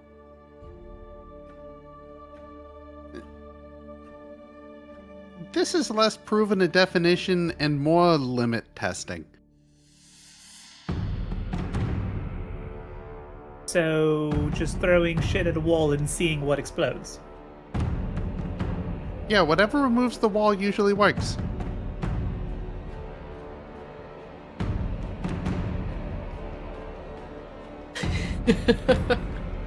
Science. I'm not sure I can condone whatever it is you are about to do. I'm just saying, like, as a last resort, you know, we could always learn something new. I think we're Yes, about to learn then- a whole lot of new things, but nope, that's a good idea. Just try to retain them as your skull implodes.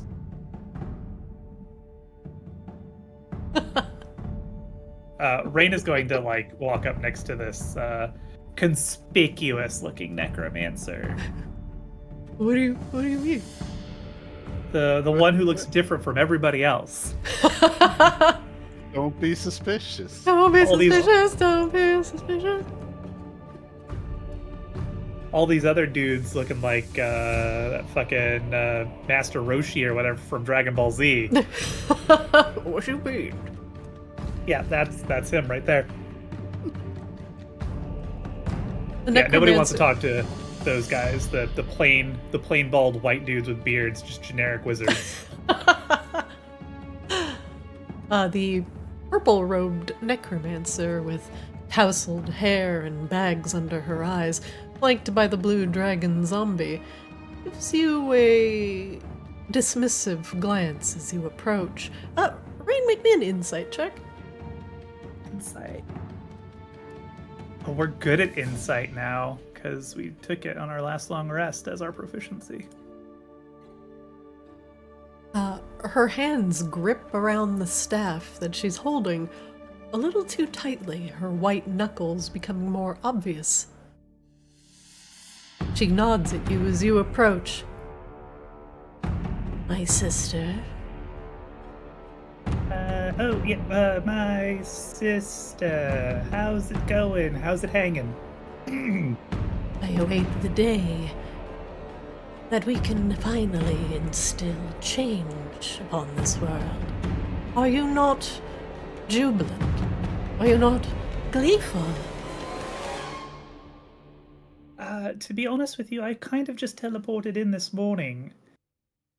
Little out of sorts, all with the whole, oh, we're gonna resurrect a god, but then we're gonna kill a god, and, you know, unleash a spell plague and everything. So I'm catching up. She narrows her eyes slightly, but nods. It's a lot to take in at first glance. It has been a long time coming. Have you not set your sights upon... She points to the ritual circle. The circle. The focal point of all of our efforts. The blood of many making this possible. Well, of course, but I mean, between you and I, you have so many villainous schemes, right? Like, and they fail so often. This is actually maybe going to succeed. Isn't that weird?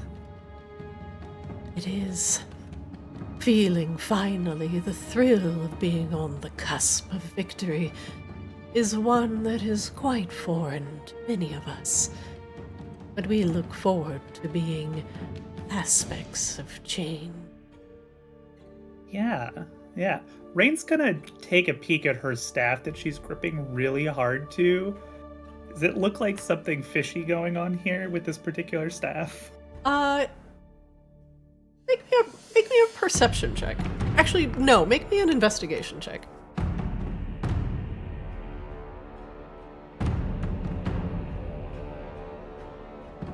Oh, that's pretty good. Rain, the staff is distinctly of elven make. It is very odd to see in the hands of a human. Remind me, Tessa was an elf, right? Yes. She was an ice elf specifically? Correct. Frost elf, but yes. Sorry, yes, excuse me. Apologies. Different phase of My water. elves? Yeah, no, apologies. Downy snow elf. Pre-steam elf. Pre-steam elf. My elves are kept at a very particular 22 degrees Fahrenheit. Thank you very much. Not 1 degree more, not 1 degree less. I'm sorry, were the elves kept in a humidor? Yep. They're blown from fans as opposed to, kept in like your ice maker. You get that nice light texture. Anyway, sorry. God damn it. But she's definitely not an elf, you said, right? No, she's a human. Okay. Over the bond. Sea Swab, you built that monocle, right? I should sell the monocle. You do. You mind coming up here and chatting with my new buddy? My new best bud? Is this area traversable by walking? Yes. I would just probably not go over the death rune, the giant death rune in the middle of the floor. I'm going over the giant death rune. She's supposed to walk past this group and kind of give the nod. The nod. Everybody knows the nod. You get a curt the evil nod in response. Over the bond. You mind taking a peek at my buddy here with your monocle? Yeah. Tell me what you see. Where is my monocle? Do I have it? I have too It's much just on, right? in my bag. Yeah, I think I just have it on. Yeah, you just have true sight, I think. Now, within a range. Mm-hmm. You just Well, need to be within 10 feet. Sea Swab, as you get closer, her form distinctly shimmers in the monocle's vision. You close one eye slightly just to get a better view. This is an elf. She has pale blue skin, pointed ears, dark blue hair that hangs over her shoulders like icicles. She has wrapped herself in a layer of illusion, and she is not the gaunt, bag-eyed human that you see before her. And as you turn and look at Rain, who looks very normal, the young blue dragon zombie is very much, in fact, alive, not dead. It, too, is shrouded in illusion.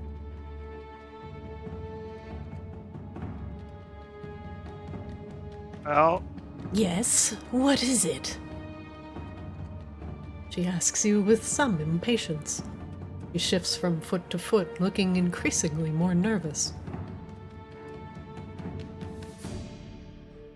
Cecil's gonna look around and be like, "Are we outing her, or are we?" Oh no! What do you see? Well, this is an elf, and that dragon zombie is not a zombie at all. What does she look like? Does she look like any elf you've ever seen before? Seaswab, she looks a little like Narcissa, in the case that she is a frost elf, and Narcissa is a frost elf, but they are clearly not the same person.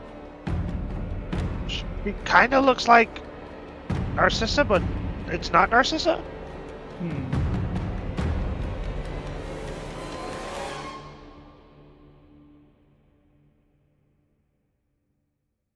I'm sorry, I don't think I got your name. You may call me Francesca. Narcissa says what? Francesca, like the cranberry. No, like Francesca. Oh, with an F, right? Okay. Yes. I hail from Verticula. And you? Of course you do. Rain. Silversong. You don't know it yet, but I think we're going to be very good friends at some point. As long as we see this ritual to fruition, then we shall be friends indeed. Why don't you and your friend here come join me at the ritual circle?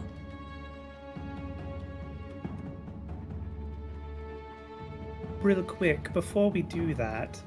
Yes, what is it? Actually, never mind. Let's join us at the ritual. Yes, ritual circle it is. Kumbaya. Whatever that means. Oh, it's an ancient necromantic, enchant. Whatever, I don't know.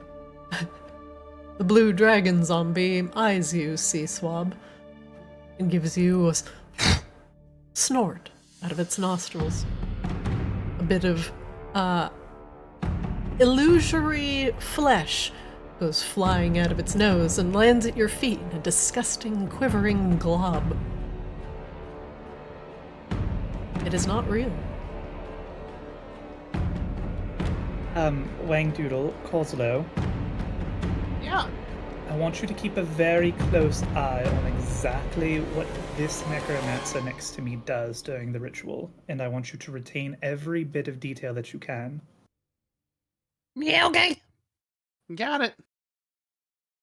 And Grabella, maybe you can keep an eye on this dragon, if they do anything interesting.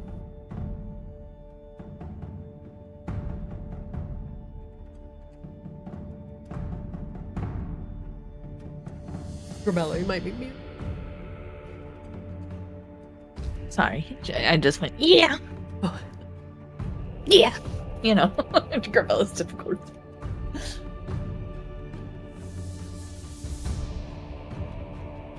Have you not seen anything so beautiful, so easily crafted from the sacrifice and blood of others?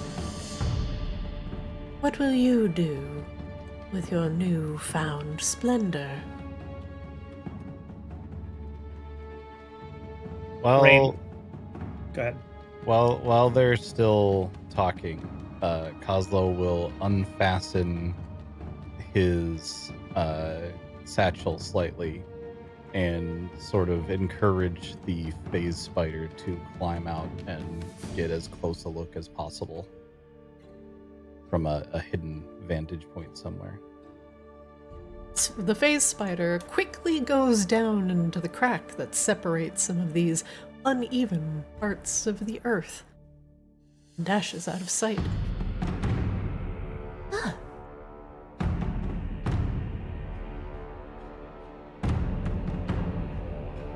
I am under.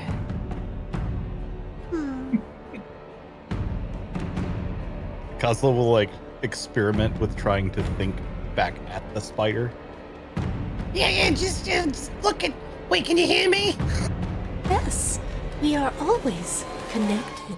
Because we are friends. Forever. Okay, that's... we're gonna talk about that later, but just keep a real close eye and remember everything you see. I will keep all of my eyes open for you, friend. Just don't get too close to it, because I don't know what's gonna happen. The phase spider gives you a mental nod of acknowledgement and stays in the cracks underneath where the ritual circle is glowing. Feels dangerous. Feels like hurting. Just be careful. The web between worlds is so thin here.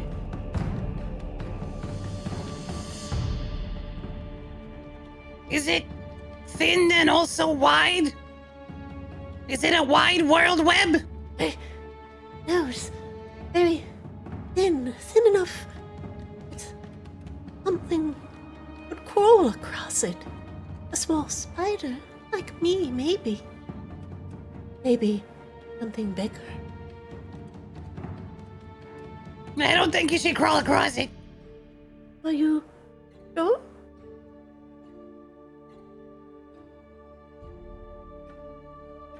I mean, I don't know. I met you like 3 minutes ago. But we are friends. Yeah, true. I will do as you say. Like if you go across it, do you think you can get back? I am a very good spider. Yeah, sure. Take a look, see what you see. I will be small, quiet, stealthy. Your phase spider disappears, crawling across the strands that separate the material and the ethereal plane. Friend, can you hear me? Yeah? I am across the world. The web here is not thin. It is changed, stretched, as if... well, as if a large, very large spider spun in a strange, circular, spiraling pattern. It is different, not the protective wall that keeps things out. It is like a chasm, a true hole, widened by unknown spindly hand. I'm scared.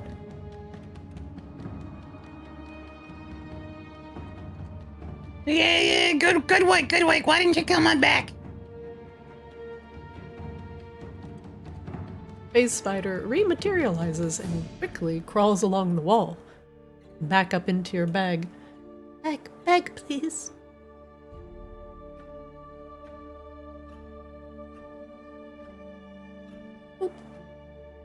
Crawls in and disappears, remaining in the material plane, feeling safer next to you for now.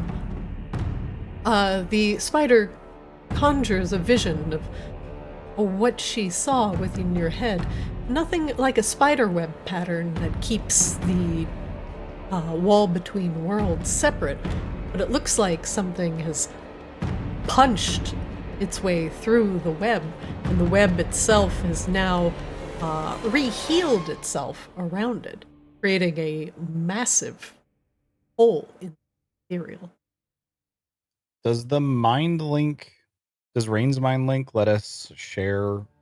Like, is it just like words, or would I be able to share that vision across the mind link? I would like share. Yeah, go ahead. Yeah, I would allow you to share just a basic thought, like conjured thought. Sure. Okay, so Kaza will be like, Brace yourselves, my new friend found something friggin' weird. and then just try to relay that thought that image over the mind link. Oh dear. For Rain and Wangdoodle, that is incredibly worrisome. This wall should be solid, and when there are holes in it, things can come across. And something that big looks like even a gargantuan ancient dragon could fly through with ease.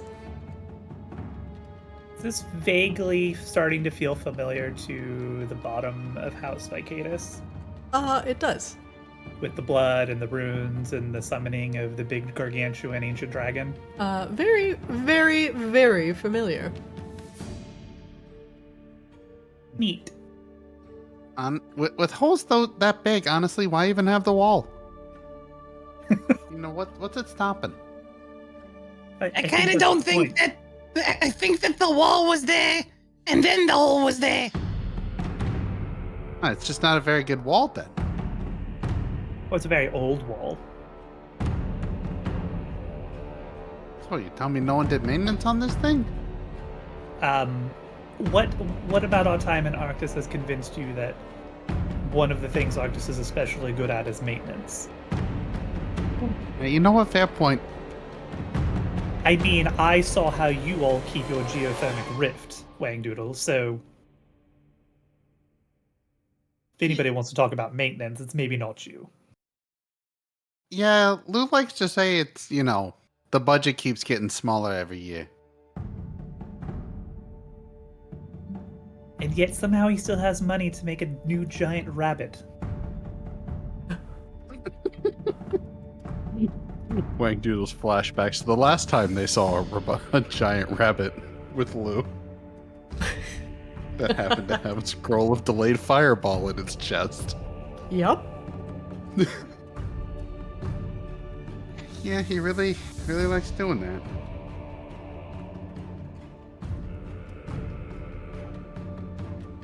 Okay, so we're just kind of in a world of hurt right now, huh? Yeah, I don't know what the rules are here exactly, but one of us might want to step really far back in case we need one of us to survive whatever is about to happen here. I volunteer.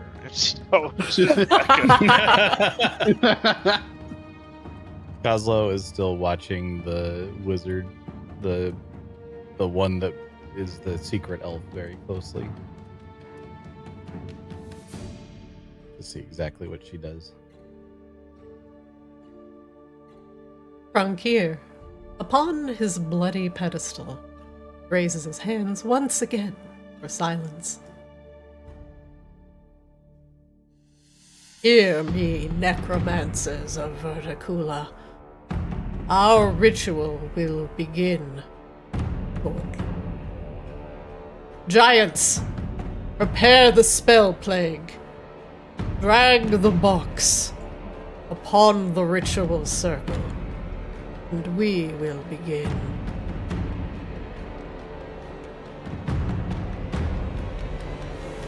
With frozen roars, the frost giants both begin to move into position around the sides of the box, place their massive, rotting hands upon the sides, give it a strained push. The box moves forward slowly, by inches.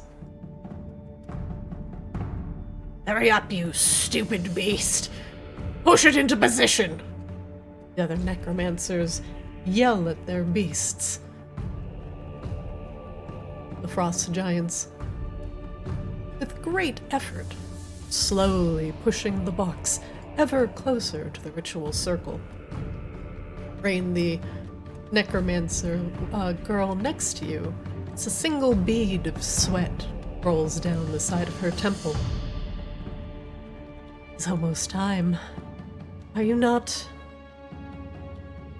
excited? It looks like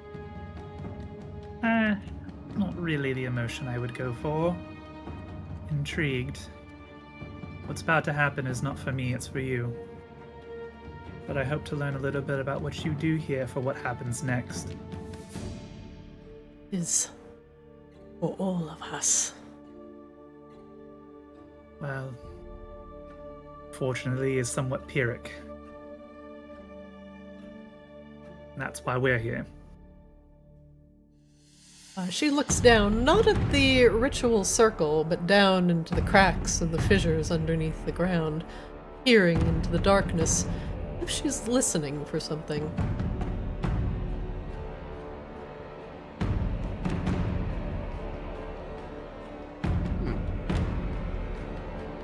Maybe we should just shimmy a little bit more out of the way, you know?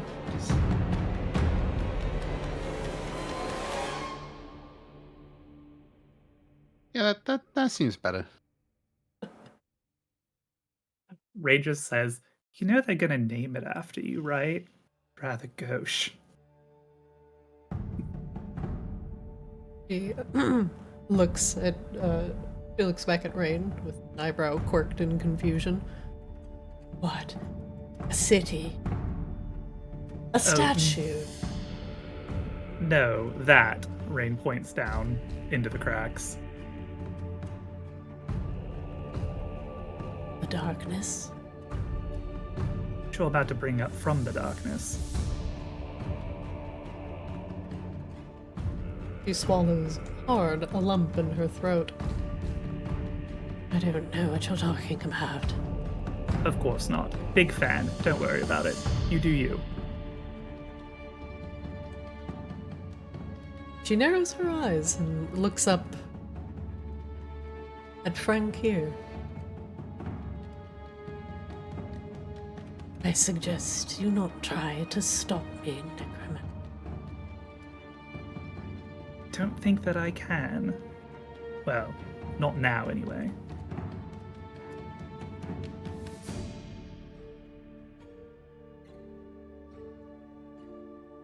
Her hand tightens even more across her staff, and she grasps it in her other hand. She gives a worried look to the young blue dragon zombie that is flanking the circle. The dragon gives her an almost slight, imperceptible nod. One last question before everything happens. What? What's the name of your friend over there? She looks at the dragon and looks back at you. His name was Sleetheart. Sleetheart. Thank you. I will remember it. I don't know why. For some reason, I was expecting you to say Robert Paulson.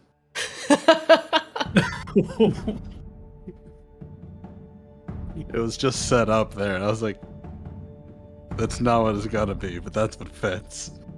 Goslow will, like, over the mind link from a little far away, be like, Wait, I didn't quite make that out. Did she say its name is Sweetheart? Close enough. I also heard sweetheart. What is it, streetcar? No, his name's not Desire.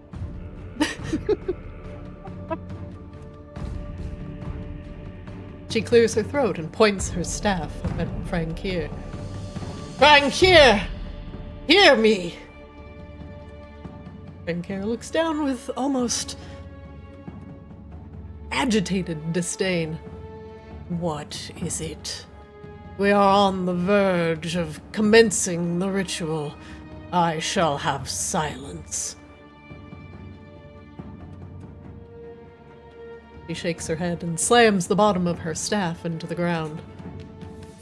I am no necromancer. I am Tessa Polcanis of Icir. You, Frank, here, and the necromancers here. You must all stop this. You will be the end of Arctis and all things. Frank here is silent for a second, then begins to laugh.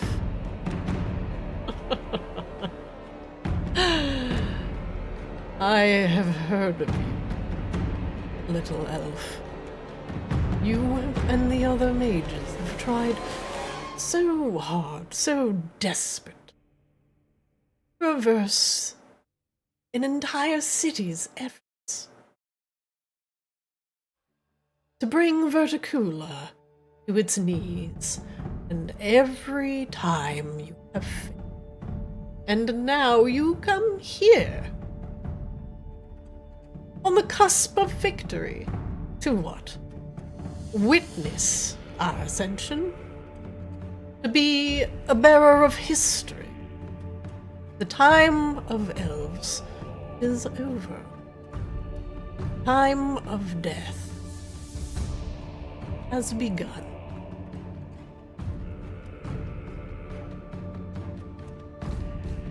The necromancer, holding the staff, nods at her young blue dragon friend, who takes a deep breath and begins to exhale a sheet of ice that will block the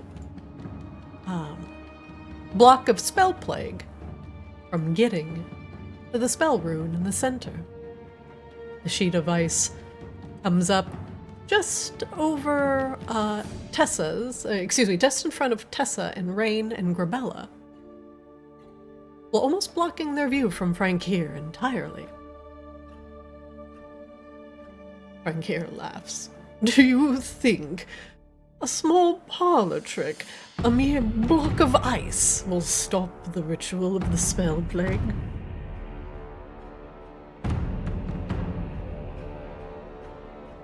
Tessa looks at you, Rain. I don't know who you are, why you're here. There is no escape from this. For that, I am sorry.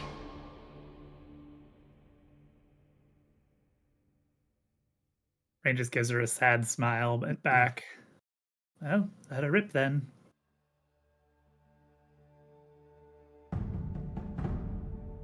She steps towards the circle, while most of the necromancers are suddenly crying out, pointing at the one that clearly does not belong in their ranks. And as the skeletons begin to converge upon her, the blue dragon zombie roars,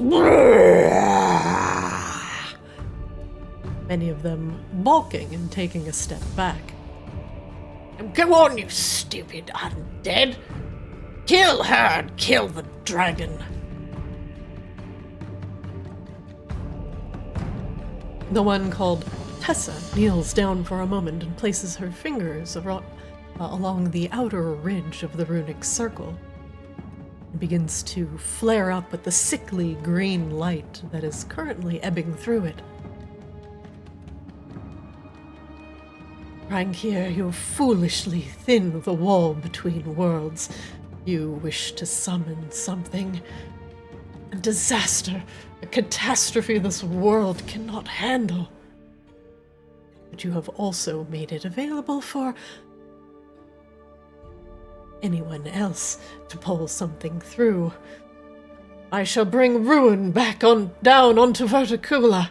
I shall call the stars themselves to our aid. The wall between worlds is thin.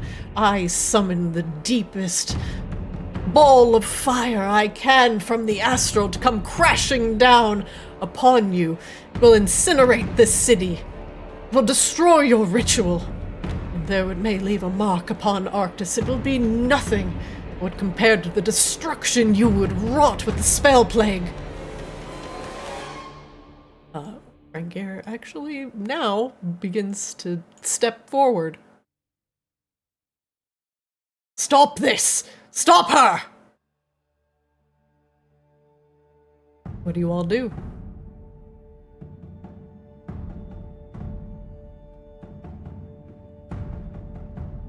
Do you continue to watch? Hang on, I'm cooking.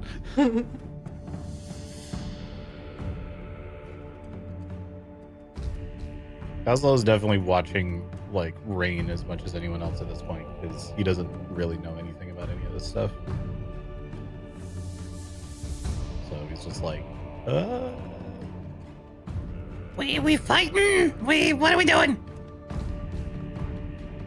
We guess if you want to. I think she's going to do the thing. Pretty much no matter what we do here. Looking time is over, killing time is now. Just make sure somebody survives. Stay very far clear of this thing in the center. Somebody. You got it. I was moved further back to understand. Kozlo will also back away further, but I'm gonna start paying a little bit more attention to this thing. I'm still looking for whatever the thing is that gets us out of here. Okay.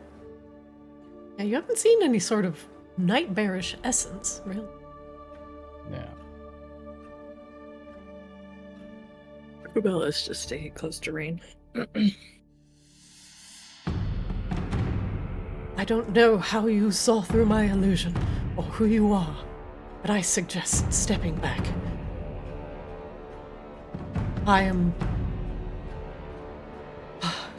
This will be my final act. You think that was a good time for, like, constantly? You think we should start reinforcing? Get some cannons out? Yeah, good idea. Kozlo will summon the new ultra mega cannon that we haven't gotten to use yet. Oh shit! Oh no! We're committed to this fight thing, right? Well, we need to survive long enough to find whatever this essence is. I suspect it's gonna happen after the disaster, though. Do we gotta, like, make sure they don't stop it? I don't know how this works. We can try. I mean, that will be fun, right? Yeah, I mean, how bad could it be? It's like Ma always says, violence is one of the available answers. That's some pretty good advice. That's some real sound advice. The wizard known as Tessa points her staff once again at Frank here. Frank here, you've done a terrible thing. You have rerouted the ley lines. You have caused a massive, gaping wound within Arctis, tangling up the very source of magic in order to fuel your rituals. And what you couldn't accomplish with blood, you still accomplished with using Arctis itself. You've done irreparable damage to the foundation of magic, warping it, twisting it amongst itself, weakening the protective walls that keep all of us safe. How could you do this? Frankir looks down at her disdainfully. Arctis is merely a vessel, something for us to use, not to be subservient to. I and my blood mages, we have bent the ley lines to our will. We have created an apex of power focused on that singular point. He points at the ritual circle. And from it, all of the ley lines, all of the pulsing veins of Arctis converge. It is here where we will inject the spell plague and watch as it consumes this world. You know not what you summon, Frankir. By weakening the foundation of magic and the wall between worlds, you can summon darker things. Things from beyond space, beyond time. You meddle with forces you do not understand, nor that you can control. Frankir chuckles. I do not fear death, elf. And nor do my necromancers. He gestures. And, the necromancer that is closest to the ritual circle, on the left here. He nods and steps into the ritual circle. Nothing is gained without sacrifice. The necromancer holds up his hands, and as quick as a blink, suddenly, he is without skin. There is merely an amalgamation of flesh and bone, eyes still blinking in their sockets as his skin is instantly ripped off of his body. He stands there, a nude marionette of bleeding muscle and sinew and bone, and he begins to scream. As quickly as his skin was ripped off, he becomes merely a puddle of gore, sucked up into the ritualistic circle, and disappears. The magic connecting him and his seeping skeletons causes them to instantly crumble, and they too disappear, their essences flowing into the ritual circle.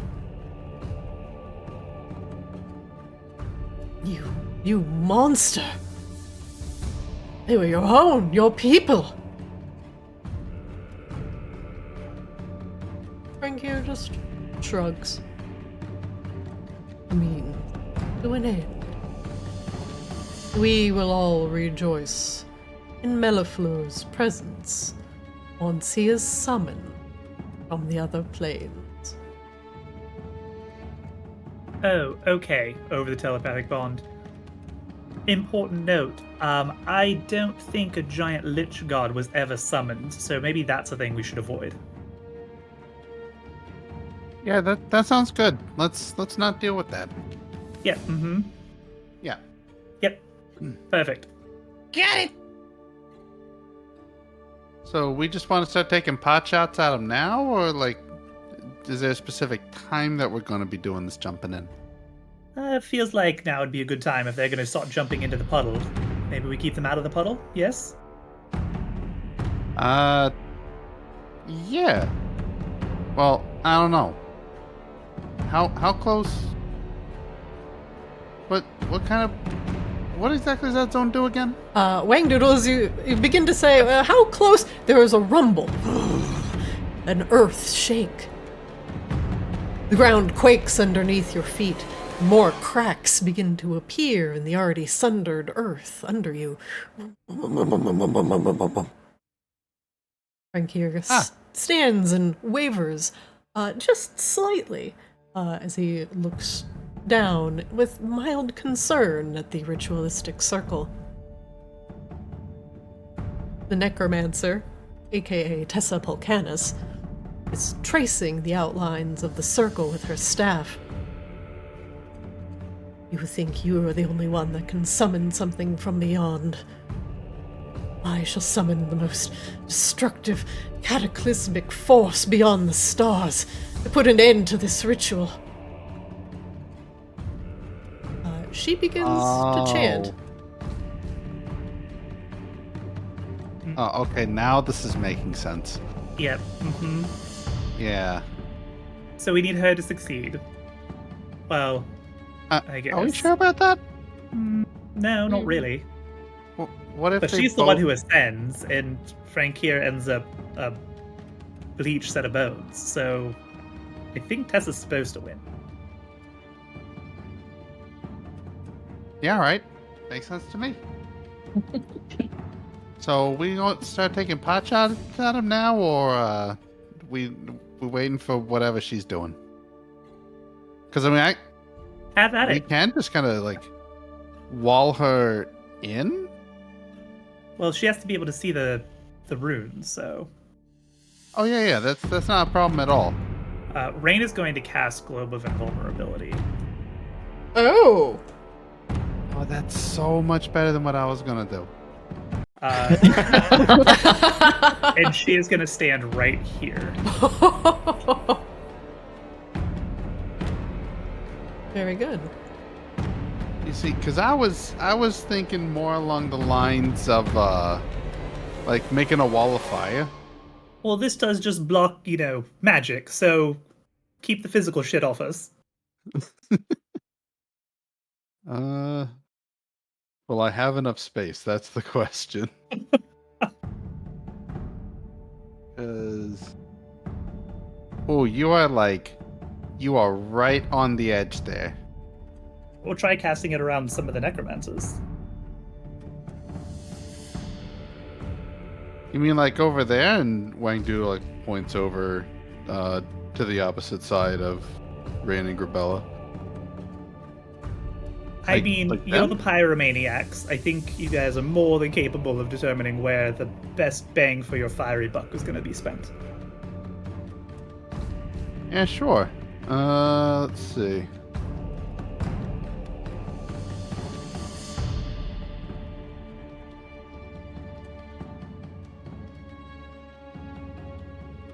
That's right. It's a 20-foot diameter. Okay, hang on.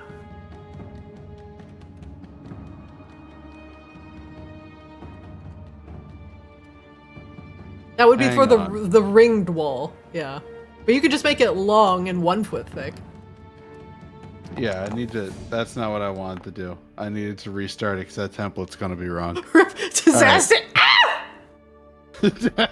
Oh no! Ow! The shit burns!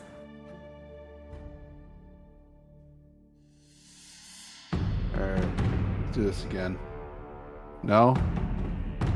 What do you mean? What do you mean? We're not... What? Hang on. Don't break on me now. We can do this. Alright. Yes? There we go. Line. Ooh, how long do we want it to be?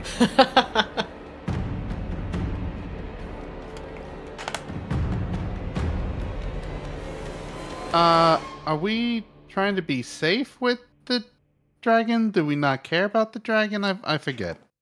Dragon's on our side, but just do something, Wagdoodle, you're fine. This is literally past, like, ancient history.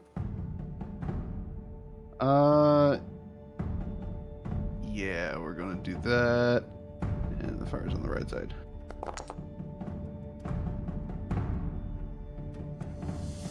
Alright. Trankir points and yells, "Necromancers! The ritual must not be interrupted! Get in that circle and feed Mellifleur your power!" Wangdoodle, you conjure up a wall of fire that is blocking the Swordbreaker skeletons and the Verticula Necromancer from approaching. The skeletons hiss as one of them is caught within the wall of fire, most of his bones and other armaments going up in flames. It lets out a voiceless hiss. The dragon on the other side roars. But seeing that the wall of fire is not hitting it, moves in a different position. Prevent anything else from coming in to the north. Yes! Yes! Tessa says close to the ritual circle. That's good. Prevent any of the other necromancers from entering or approaching this circle. Do as much as you can. I need a little time.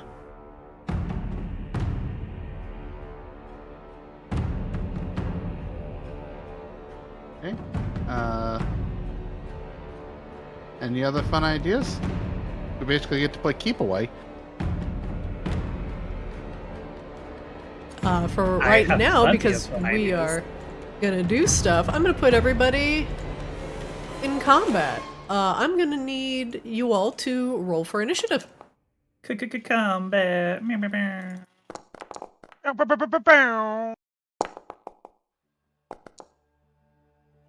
Decent fucking initiative roll. It's a Christmas miracle. That was halfway decent. Some of these necromancers in initiative. Hold on 1 second.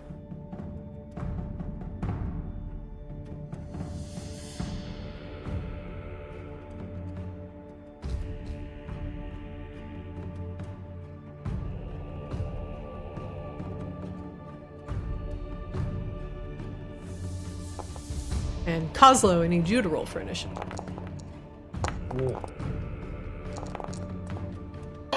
Whoa, hang on. Wait, hang on. Oh my god! What has happened? What is happening? Kozlo's staying in the back. It's fine. Wait. Huh. I'm so confused.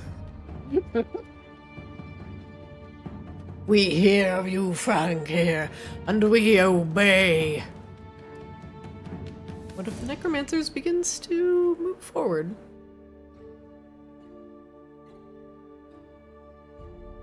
He brings his zombies with him.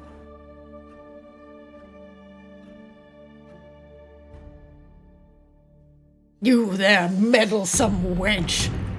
Unhand the ritual circle. There is no stopping Mellifleur.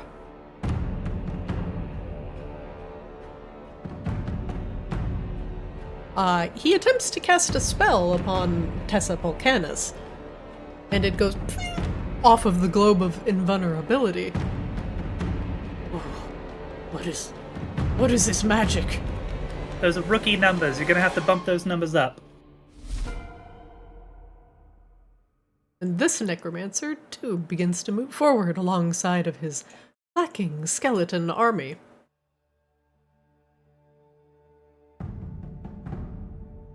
She's surrounded by some sort of protective field.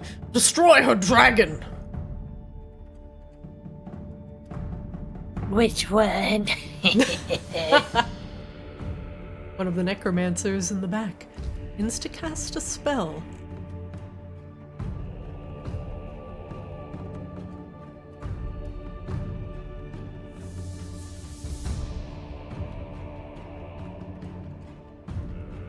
Good movement left.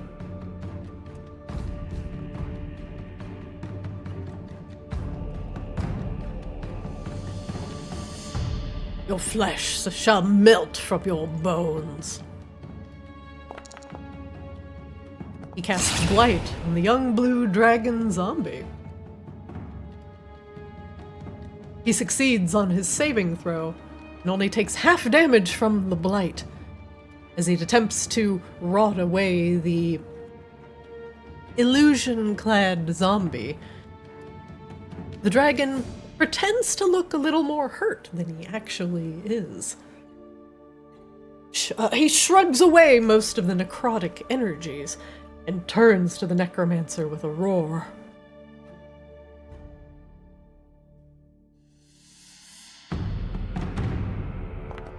Oh. That's not good. No, it's fine, it's fine. We're gonna have the best end of round combo ever between Rain, Kozlo, and Dragon. You there! Zombie! Ignore the wall of frost! Push the spell plague into the circle quickly! The frost giants grunt and do as they are told. Sea Swab, you're up. Alrighty.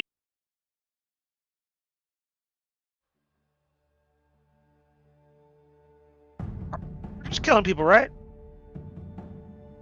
Well, specifically the necromancers, I think, but yeah, have at it. We just need to keep them away. I'm gonna firestorm. Oh shit.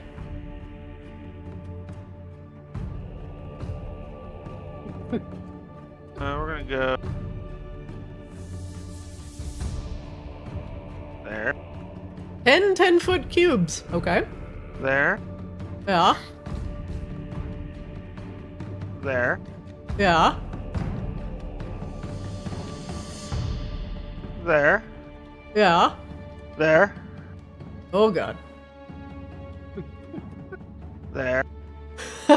Hmm. There. Bird they didn't see coming. I don't think they stack Sea Swab, just FYI. Yeah. Like you don't do multiple instances of firestorm damage if you overlay them over each other. Yeah, it's just If that's what you're aiming for. It doesn't do that much. It'll just do one instance of 7d10, but you can cover a relatively wide area. Just one face of the cube has to be adjacent to another face of the cube. Well, in that case. Oh, what? Whoops.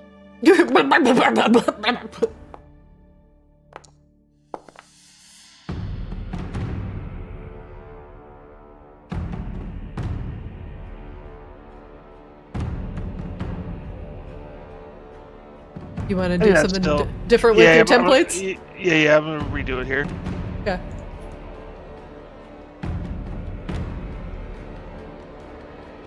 They won't stack. Give me a second. I'm assuming, do you want to keep all of those targets and just add to it? Yeah, I'm just gonna keep on this little group right here. You can probably make it down to these guys down here Oh, you know what? Maybe I can. All right, let me redo it. and do all of that. 1, 2.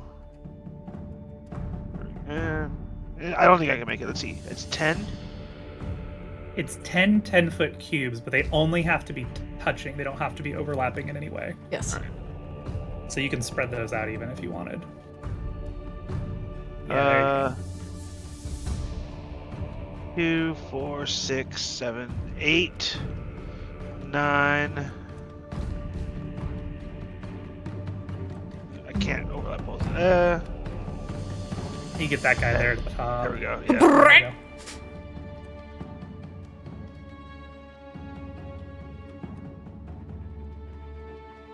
I had to roll damage. It didn't do it. Yeah, it's probably because we had taken back the first one. Go. Wow. Good damn. That's a spicy. That's a spicy Meatball. meatball. One of the Verticula necromancers is almost completely incinerated by the firestorm and drops to a knee. The silver dragon wormling, however, does not fare as well, and that makes it quite dead. Moving up, the others, I think because we had redone the templating, will each have to do their Dex 14 saves. Let me target them properly. That one on the top was missed. I mean, you guys weren't just gonna off yourselves anyway, right? I'm just speeding up the process. It's your body, my choice. Oh, God. Oh god! Boy. Oh, that's not supposed to come from C-Swab. C-Swab, why have you made this so hard? DC 14 Dex saves. The skeleton succeeds. The necromancer does not. And the skeleton next to him does not. The 48 be half of that to the one that succeeded, and 48 damage to the other two. The other necromancer, he too falls to a knee. The skeletons, however, are a little bit more hardy. They stick around. C-Swab, clean up your templates. It's the which one? The one that looks like a little L, little ruler.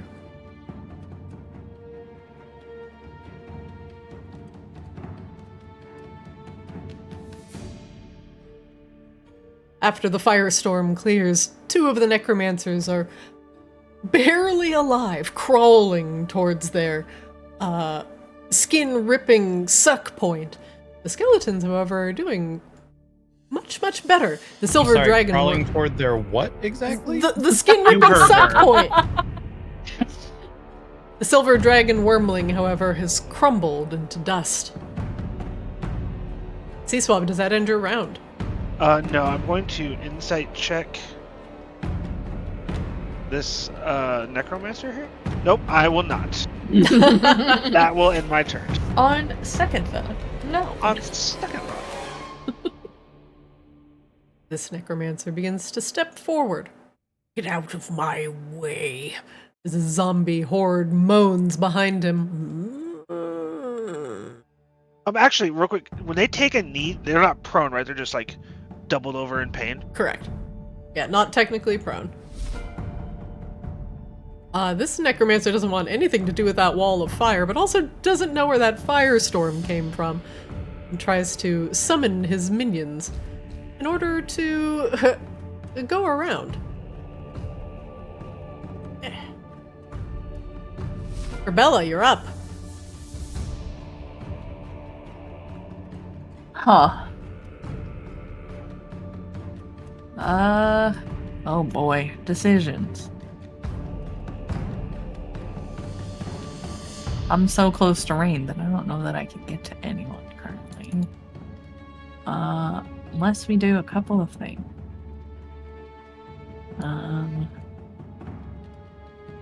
Hello?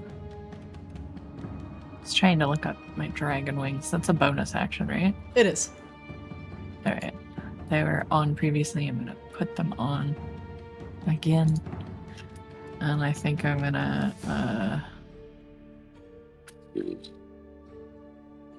I already feel the regretty spaghetti. Ready spaghetti. I like that. Oh shit, I can make it to this guy. Okay. Zoom! Hi! Ooh. She'll flap her wings at him. You guys missed the dragon. Oh, I didn't mean to pickpocket him! What is this? What is happening? What is This is a robbery! I've got nothing. She just flies up and sticks her hands in his pocket. Like, what you got here? Give it over! Yeah, I'm gonna hit you with, I'm gonna hit you with this. Criminal scum. Oh my god. Wait for it. Oh no! Oh god, that's Wait dice. for it. I Ow. still have one more thing I can do. Where is it? Oh yeah, is it don't forget your 1d6 radiant plus? damage. Yeah, is it 1d6 plus 7 or is it 8 now? I think it's still 7, right? It's half your level, I think. So yeah. Check out. We'll just call it. We'll just keep it at 7. That's also doubled by the d6 is doubled, so you roll another d6 because Oh, it's all no. crit damage. Right, you crit. Right? She did not crit. She did not crit. I did not. Oh, crit. I did No, not. there was no do sorry. do do do do do do do. There was Oh, no. because It was just get fucked. yeah, the green used to be crit, I guess. Now No, it it's just means hit. Yeah. Yeah. Yeah, it's a little toasty. Grabella, you soar down to one of the necromancers commanding the frost giant zombies. He doesn't see you coming, and you clock him across the back of the head with Neresa's soul hook. There's a sickening crunch as his poor, frail human body crumples underneath the hit. But despite his grievous wounds, he is still alive. Well, that was a mistake. Ugh, you wench! Whoop. Ah!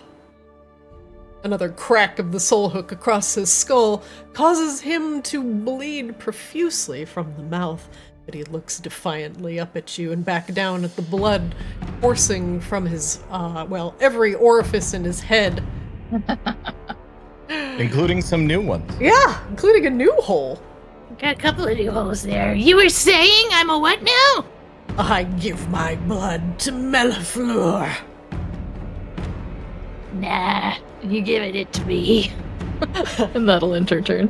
Wangdoodle, you're up. The Mellifleur. Oh, this is Patrick. All right. Sorry. When Grabella said wait for it, it sent me into Alliance Raid memories. Preach. I don't like it. All right. Wangdoodle's going to use his fancy new wand. And he's going to expend a charge for Fireball. Oh god. It's fine. It's just a Fireball. Where's it going? We're going to see if we can slow down the Frost Giants.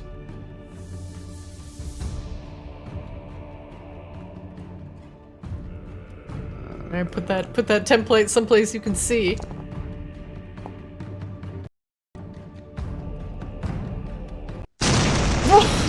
Oh my god!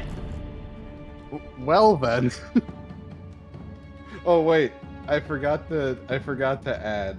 Hang on. Another 1d8. Yeah. Oh my Oh, god! high roll. You'd love to see. The other frost giant zombie, I don't think... Oh, because that thing does block sight. Oh.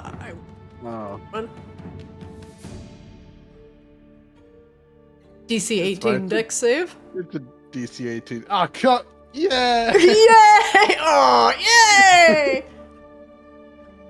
He fails by 1. Both of the zombies take, was it 41? Yeah. Points of damage. This guy will take another 8. Okay, so funny story. Bonus action time. The cannons are going to activate. Oh no. So we'll start with this one, which is going to rear up and let's see. I'm actually going to see if we can move it. Yeah, that's better. All right, so that one's going to shuffle forward and it's going to use its flamethrower ability.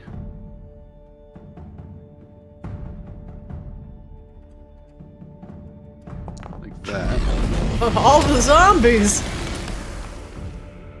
Zombie fails his dex save by 4, takes 4 fire damage, quickly becoming enveloped in the slow. And then this one here is going to fire the force blast at the necromancer. Oof. Another quick hit from the eldritch cannon. The necromancer takes the full force blast to the face. Do you wish to push him back 5 feet? I do, actually. Okay. As he gets shoved backwards, some of the zombies give him a scathing look. You saw nothing. Wang Doodle, does that end your round? Still plenty of time to stop. Yeah, that'll be it. Alright, next up, let's see what the necromancers are doing. How dare you try and stop this ritual? Mellifluor will come and devour this world.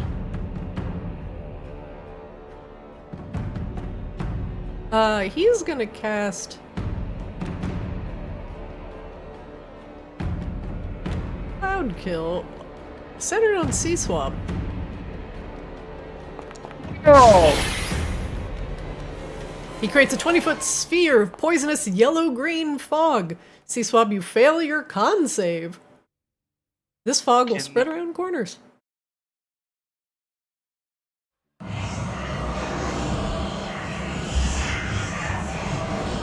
Well, that was a noise. Wow. Wow. Was not that prepared for Mellifluor? that. 1 second. Sea Swab, you fail your con save and you're going to take 23 poison damage. You absorb elements? Yeah. Alright. I guess it doesn't matter because I can't absorb poison damage. That is... Let's see. Resistance to the triggering damage type until the start of your next turn. Yeah, you can do that. Oh, poison's not an option on the drop down. Says It's uses just the acid. damage type of the triggered attack: acid, cold, fire, lightning, Lightning or poison. Yeah. It's on there. I see acid, cold, fire, lightning, thunder. Weird. Okay. Well, poison is definitely one of those options. So you will only take half damage. Let's see the damage. Oh, there it is. Finally went off. So instead of 23, I'm going to undo that. You're going to take half of that. The first time you hit with a melee attack on your next turn, the target will take an extra 1d6 damage of the triggering type.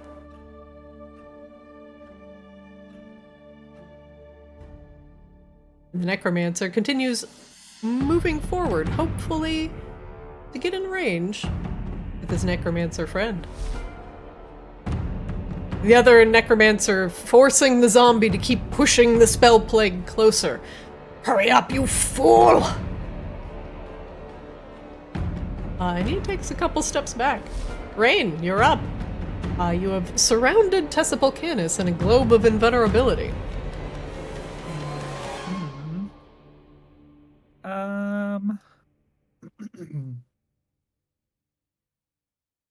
Let's see.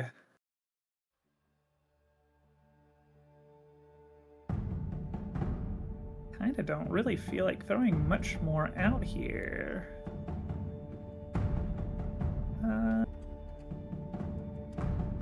How close are these guys? So they're getting kind of close. The ones on the right? Yeah. We will... This guy's concentrating on Cloud Kill, right? Yeah, the guy with little green icon. Okay, we're gonna Ray of Frost him. Oh! Rude! He fails his save. And There's since he, his save, I hit him. So. yeah, he had 1 hit point left.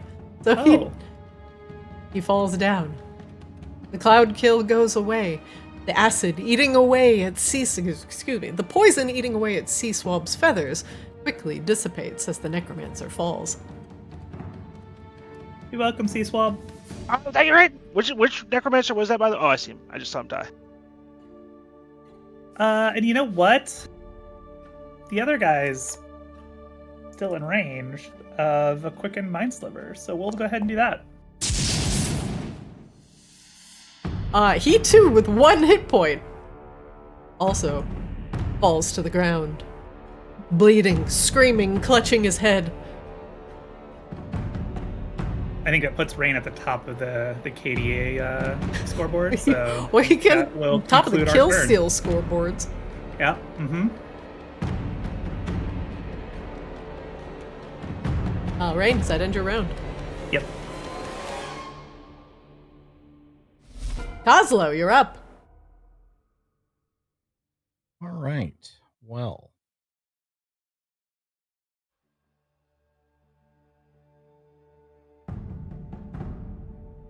We mostly just have the ones up to the top that aren't currently being dealt with.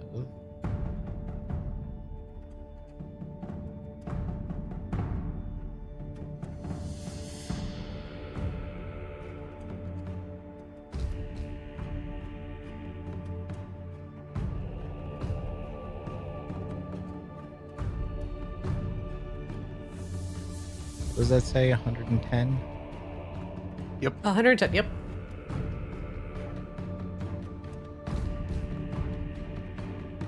I'm gonna move 30.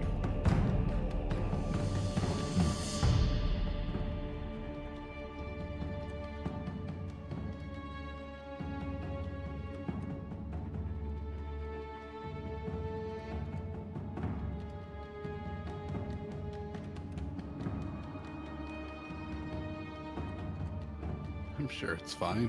Fireball's got a range of 150. Yeah, there was a different spell I was gonna cast, but you know what? That's my mistake. I was thinking of casting something that wasn't fireball, and Yeah, that was dumb. Why? In this economy?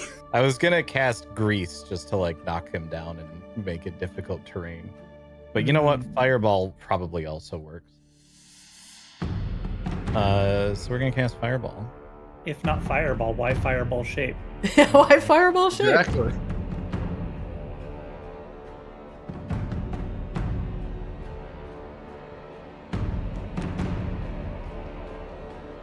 Scroll up. Oh, damn it.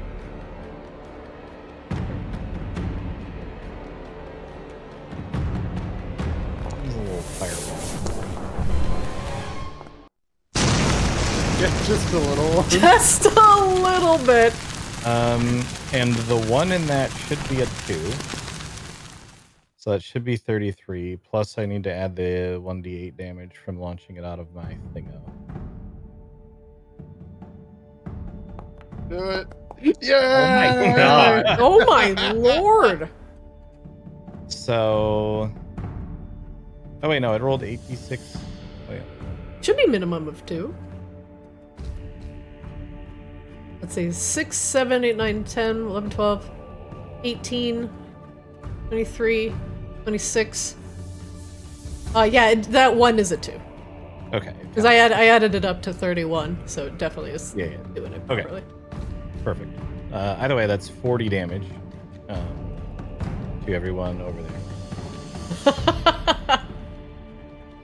I think the game is hanging, trying to process all the dex saves.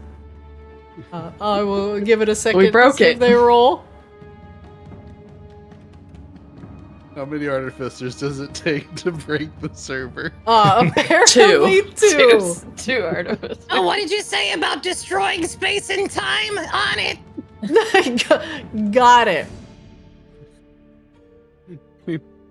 With the magnitude of the 2 summons plus us, there's going to be enough here to destroy all reality. Tessa Pulcanus memory.exe has stopped working.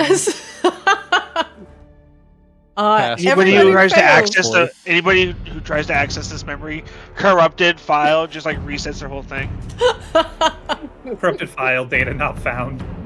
As everything in the fireball radius takes 40 damage. Oh my gosh. I'm going in. Oh, and if they're resistant to fire damage, no, they're not. No, they're not. They absolutely They are not. are fire.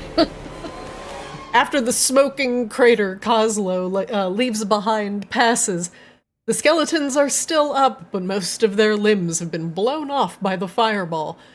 The necromancer, too, is mostly just charred skin and some bone showing.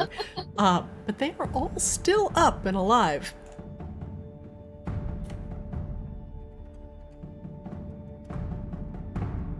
Coslo, does that end your round? No, because I still got Zoomy Cannon. Oh god. Does that still end my turn? No. I'm No. just gonna come up over here. And we'll go ahead and target Mr. Necromancer, and we'll give a little bit of the old Force Blast. A little bit of the blap blap. Oh god. The necromancer does not get pushed back 5 feet. He just fucking explodes. As he was like, yes, your fireball will not end me. Cannon-chan, meanwhile. Oslo, does that end your round?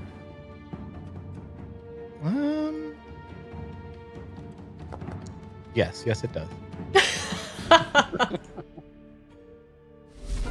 Kozlo's cannon just runs up and goes, "Oh, silly, corpses can't talk."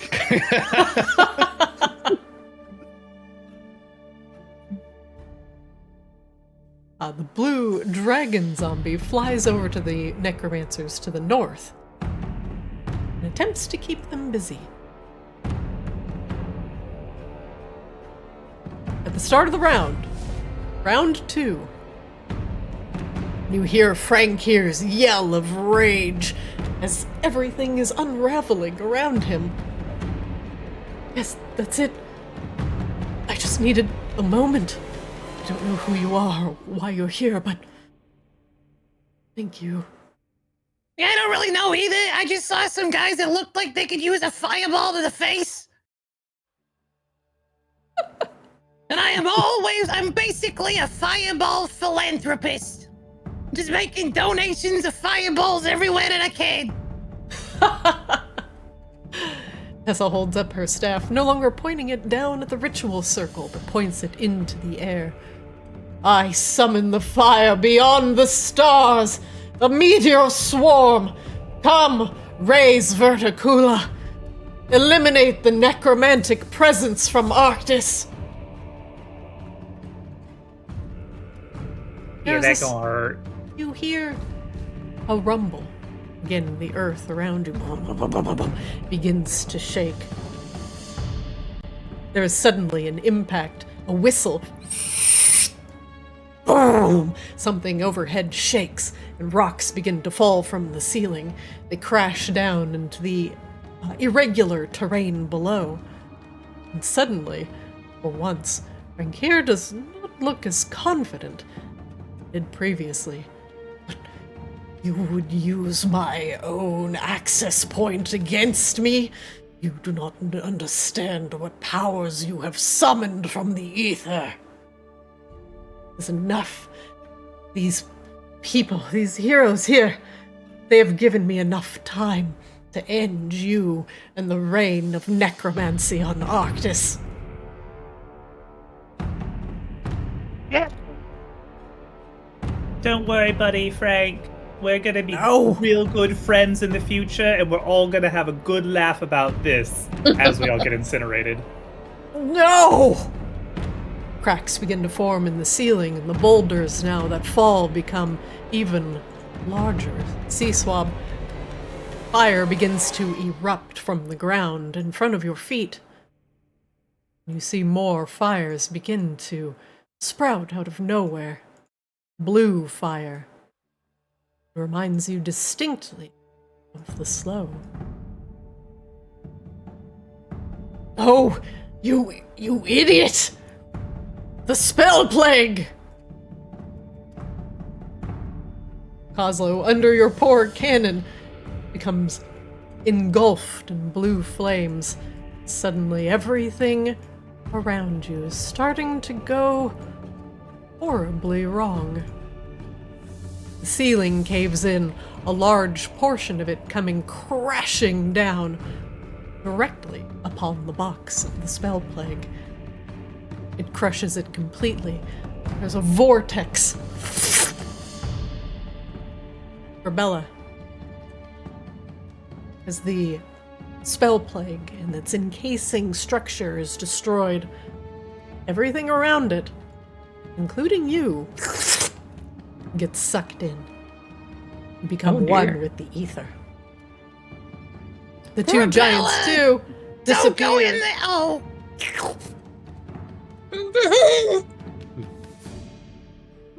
DM's playing her hand a little early, I see.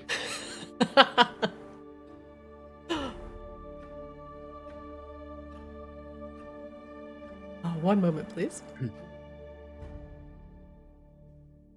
The fissures in the ground begin to open wide, and suddenly, zombies, they begin to fall off of the face of the earth, tumbling into whatever chasm the ley lines have caused underneath Verticula. There is a hum as the spell plague, too, becomes empowered by whatever Tessa has summoned from the stars. There is something else. Sound. Din. A distant dragon's roar that comes from not a singular dragon, but 9 separate entities. Singing in unison, the young blue dragon zombie that is actually quite alive suddenly falls to the ground, cowering, placing its bony hands over its ears. It begins to hemorrhage. It cries out in pain from whatever cacophonous sound is being summoned from the ether. Frankir yells and looks up, and all you can see coming from the ceiling, amidst the massive boulders and all of the frass and lava coming from the destroyed city above you. The last thing that you all see, massive ethereal maw, not a singular one, but 9 fangs, all reaching down onto your position. The many-headed gaze of Tiamat is now turned upon Arctis, and sensing the hole in the ether, she has taken her moment to strike. Other maws come crashing down upon other parts of Verticula, biting into the very essence of Arctis, its fangs going deep, deep to the dragon's flesh. But one maw that you see is mostly an entirely pit of black and stars. It's dripping with an Icir's blue venom. This maw spears directly into the center, the box of spell plague, going through stone and earth as easily as flesh. And as quickly as the maw has bitten down, it retracts. The roar that you hear is unlike anything you've heard before. 9 demons screaming in agony as Tiamat herself has taken a bite of the spell plague, infecting herself, infecting Arctis.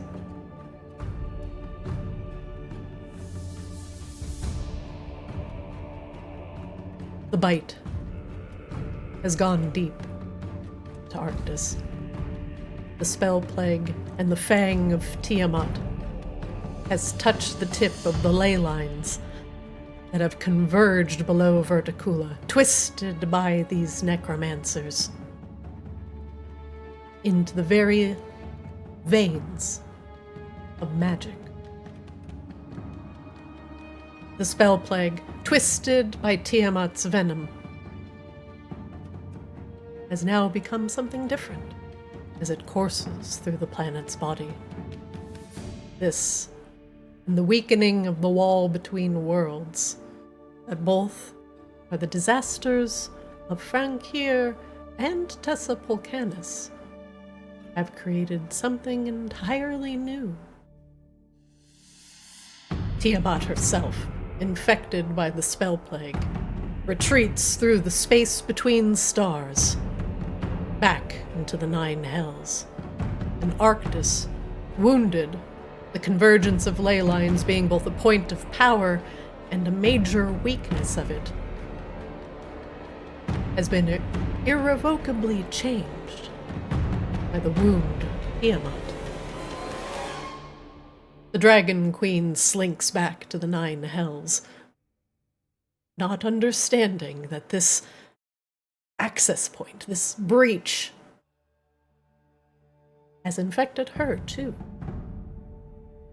But Arctis will deal with the consequences in a different way. For some of you know the sacrifices that have been made by certain peoples to stop the spread of the slow and hopefully prolong the death of the world. But now you leave here with more information that Tiamat, too, is infected with the spell plague, and it has not been turned into the slow it has with Arctis. Does anti-magic, too, course through the Dragon Queen's veins? Does she lie weakened within the 9 hells? The rest of the ceiling above, and the city of Verticula comes crashing down upon all of you. No one survives. Tessa Pulcanis, as some of you may know in your Arctis history lessons, is assumed to have ascended. Presumably, she has perished, crushed underneath either the weight of the earth of Verticula on top of her, or pierced by the fang of Tiamat. Could she have escaped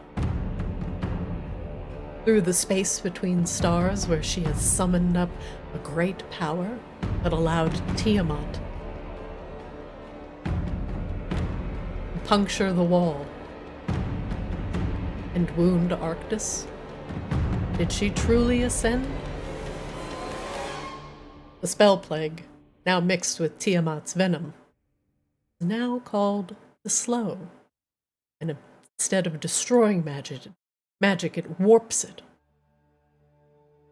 and causes as much chaos as the Dragon Queen Tiamat herself is known to do. The necromancers of Verticula are no more, and humans, shortly afterwards, are banished from Arctis in order to prevent another equally terrible catastrophe happening.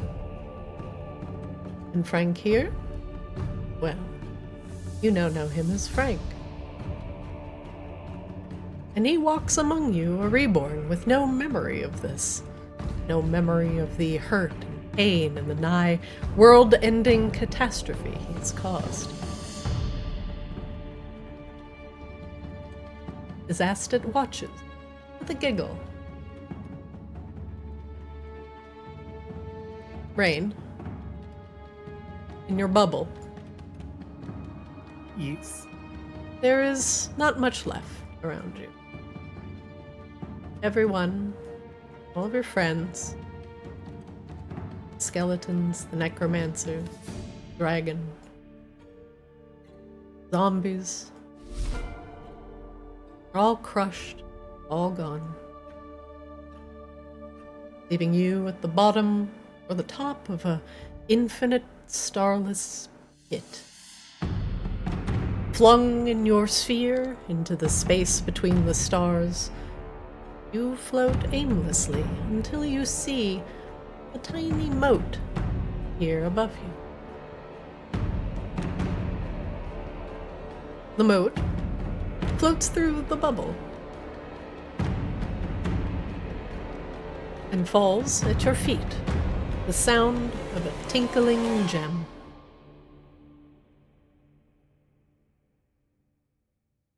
We did it, guys. There was no one around you to celebrate your victory. As you fly in the space between the stars, there is just you, essence of catastrophe.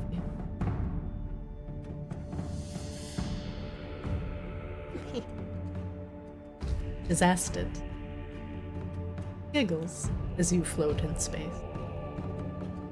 Was that fun? Did you learn something today?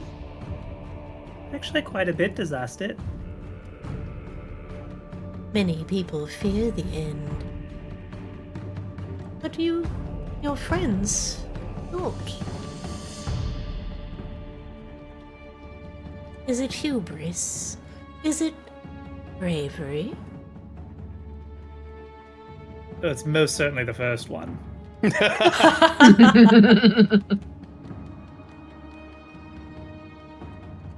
Curious.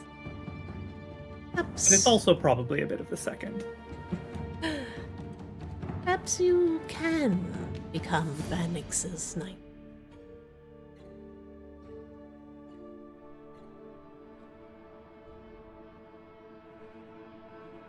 Whoa, we're halfway there.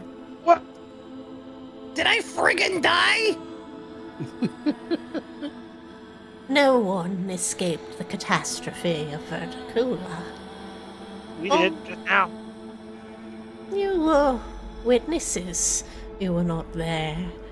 You just merely recalled the details that have been lost to time. Do you think Hesepolcanis actually ascended? Or did she burn in a fiery death, a chain of events that both she and Frankir caused?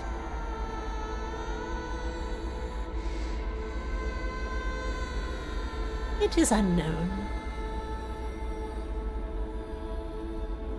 Well, it's unknown to you, Disaster. He shrugs.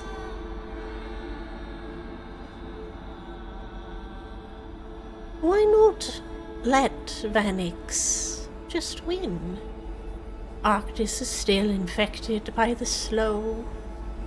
Tiamat huddles in the 9 hells, plotting her next moves. She too is ravaged by the spell plague.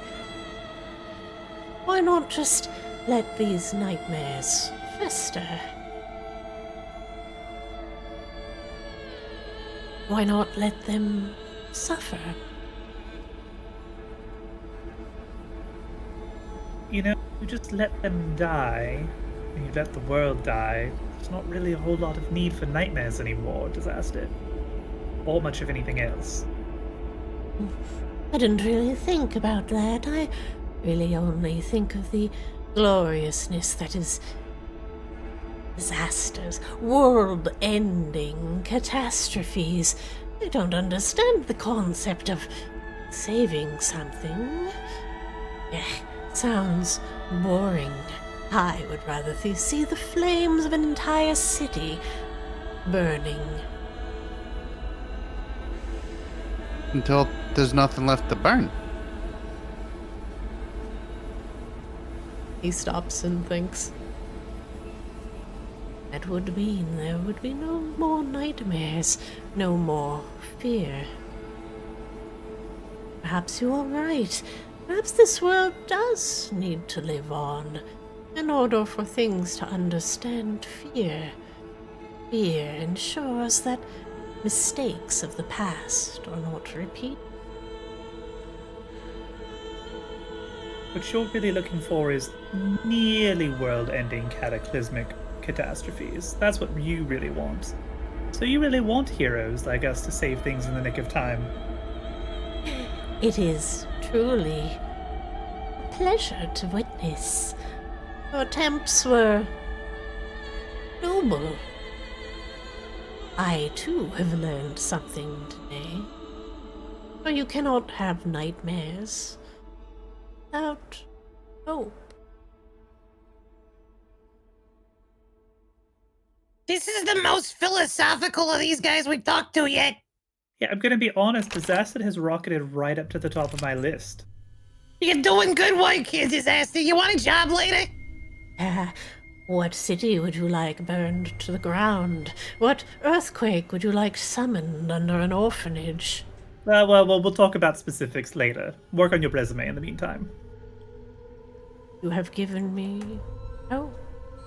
Not be subjected to Vanix's boring nightmares. He is so boring, that is so true. Very well. You have relived Arctis's catastrophe and have come out sane. Whoa. Let's phrase that as you have come out with the same amount of sanity that you went in with. Very well. You have come out equally insane. There we go. I shall consider this success.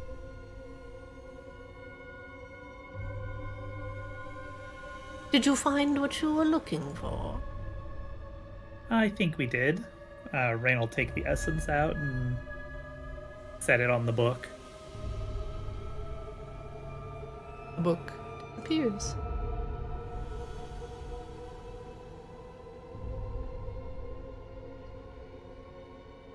And with that, we will end today's session. Hey, we did it in one! You did it in one! I really think that one could have used like a blind maze that we could get lost in. Yeah, it felt a little one-sided. Maybe we shouldn't have access to all of our stuff. Now, this one was more of a experiencing history and just exactly what happened. For some of you that keep track of Arctis's history, this was the introduction of the slow, and now you understand that it was part Frank's meddling and part Tiamat's venom injected into Arctis in combination with the spell plague. Now the spell plague, too, has infected Tiamat a slightly different way, and she hides within the 9 hells, plotting, using her minions, to do things that perhaps she at this time cannot. Frank here mysteriously survived and came back as Frank, with no memory of the horrors that he has caused. And Tessa Polcanis, too, in attempting to stop it, only created a massive weakness in Arctis that allowed Tiamat to pass through. If she were to return to Arctis, she would not be hailed as a hero. Perhaps her ascendancy was for the best. But we truly don't understand what happened, Tessa. And with that, I will say thank you for the session. I hope you enjoyed this little bit of look into Arctis's history and just the little bit of time that Tessa needed in order to complete her ritual of saving Arctis. She? Heck yeah. Yay. This wasn't Right. a pity session for how bad the maze was it? I love this session. We got to pop off. We got to murder some dudes, like straight up murk 'em. And we got lore. Like, It's a good sesh. Good sesh. Good sesh. It's Sash. Would disaster again. What disaster again? What disaster is. I 5 promise stars. there'll be no more mazes. I don't believe you. I don't believe you. Wait. Never underestimate this group's ability to turn something that is not a maze into a maze. Oh my god, how do I get out of here? Oh my god, it's a maze. Just walk in a room. Oh, a maze! A room has more than one door in it. No! I'm panicking! It's like the rats again! Our worst enemy. Choices. damn, that is so true. It is true. Artificer's sitting here like, what do I do on my turn? I have 300,000 different ways to blow somebody up, but which one? Which one? Which one? And then it always just ends up being fireball. And then it's At least fireball. In my case. It slowly dawned on me. It's like, oh yeah, we're just gonna store fireball. No big deal. It's like, wait a minute. I still have 9 charges of fireball before we get the spell slots. That's so wrong, but so right. I had a really nice play lined up for the fog cloud too, and then it just disappeared. Wow.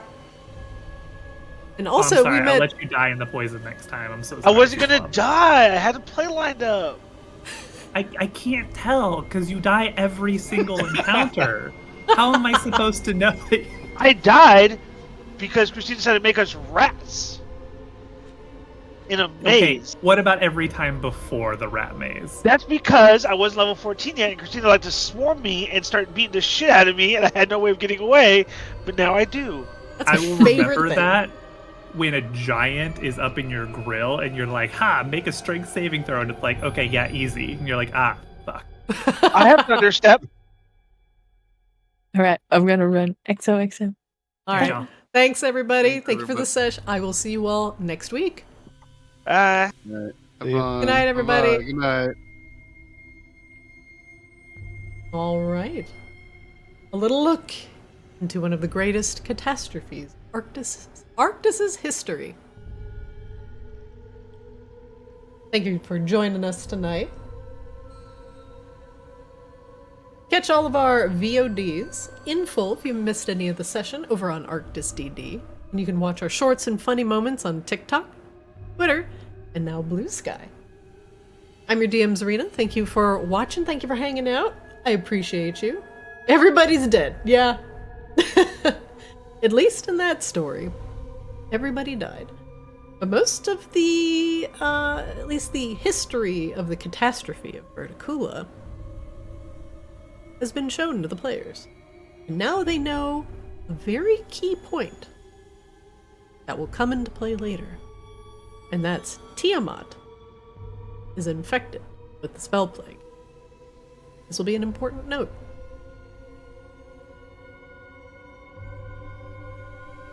Just get good. I agree. Thank you for watching. Please go over to YouTube and give us a sub, a like, and subscribe. I'll greatly appreciate all of the subs on our tiny little YouTube channel. I'll greatly appreciate you. Thank you all for watching, and we will be back next week with more adventures in the Great Ice Library. They have 2 smaller, minor nightmares to go through, darkness and violence, and then they'll get to the big ones, the major primal fears, mourning and death. I'm looking forward to it. I hope you are too. Thanks for hanging out. Thanks for watching. And I'll see you next time.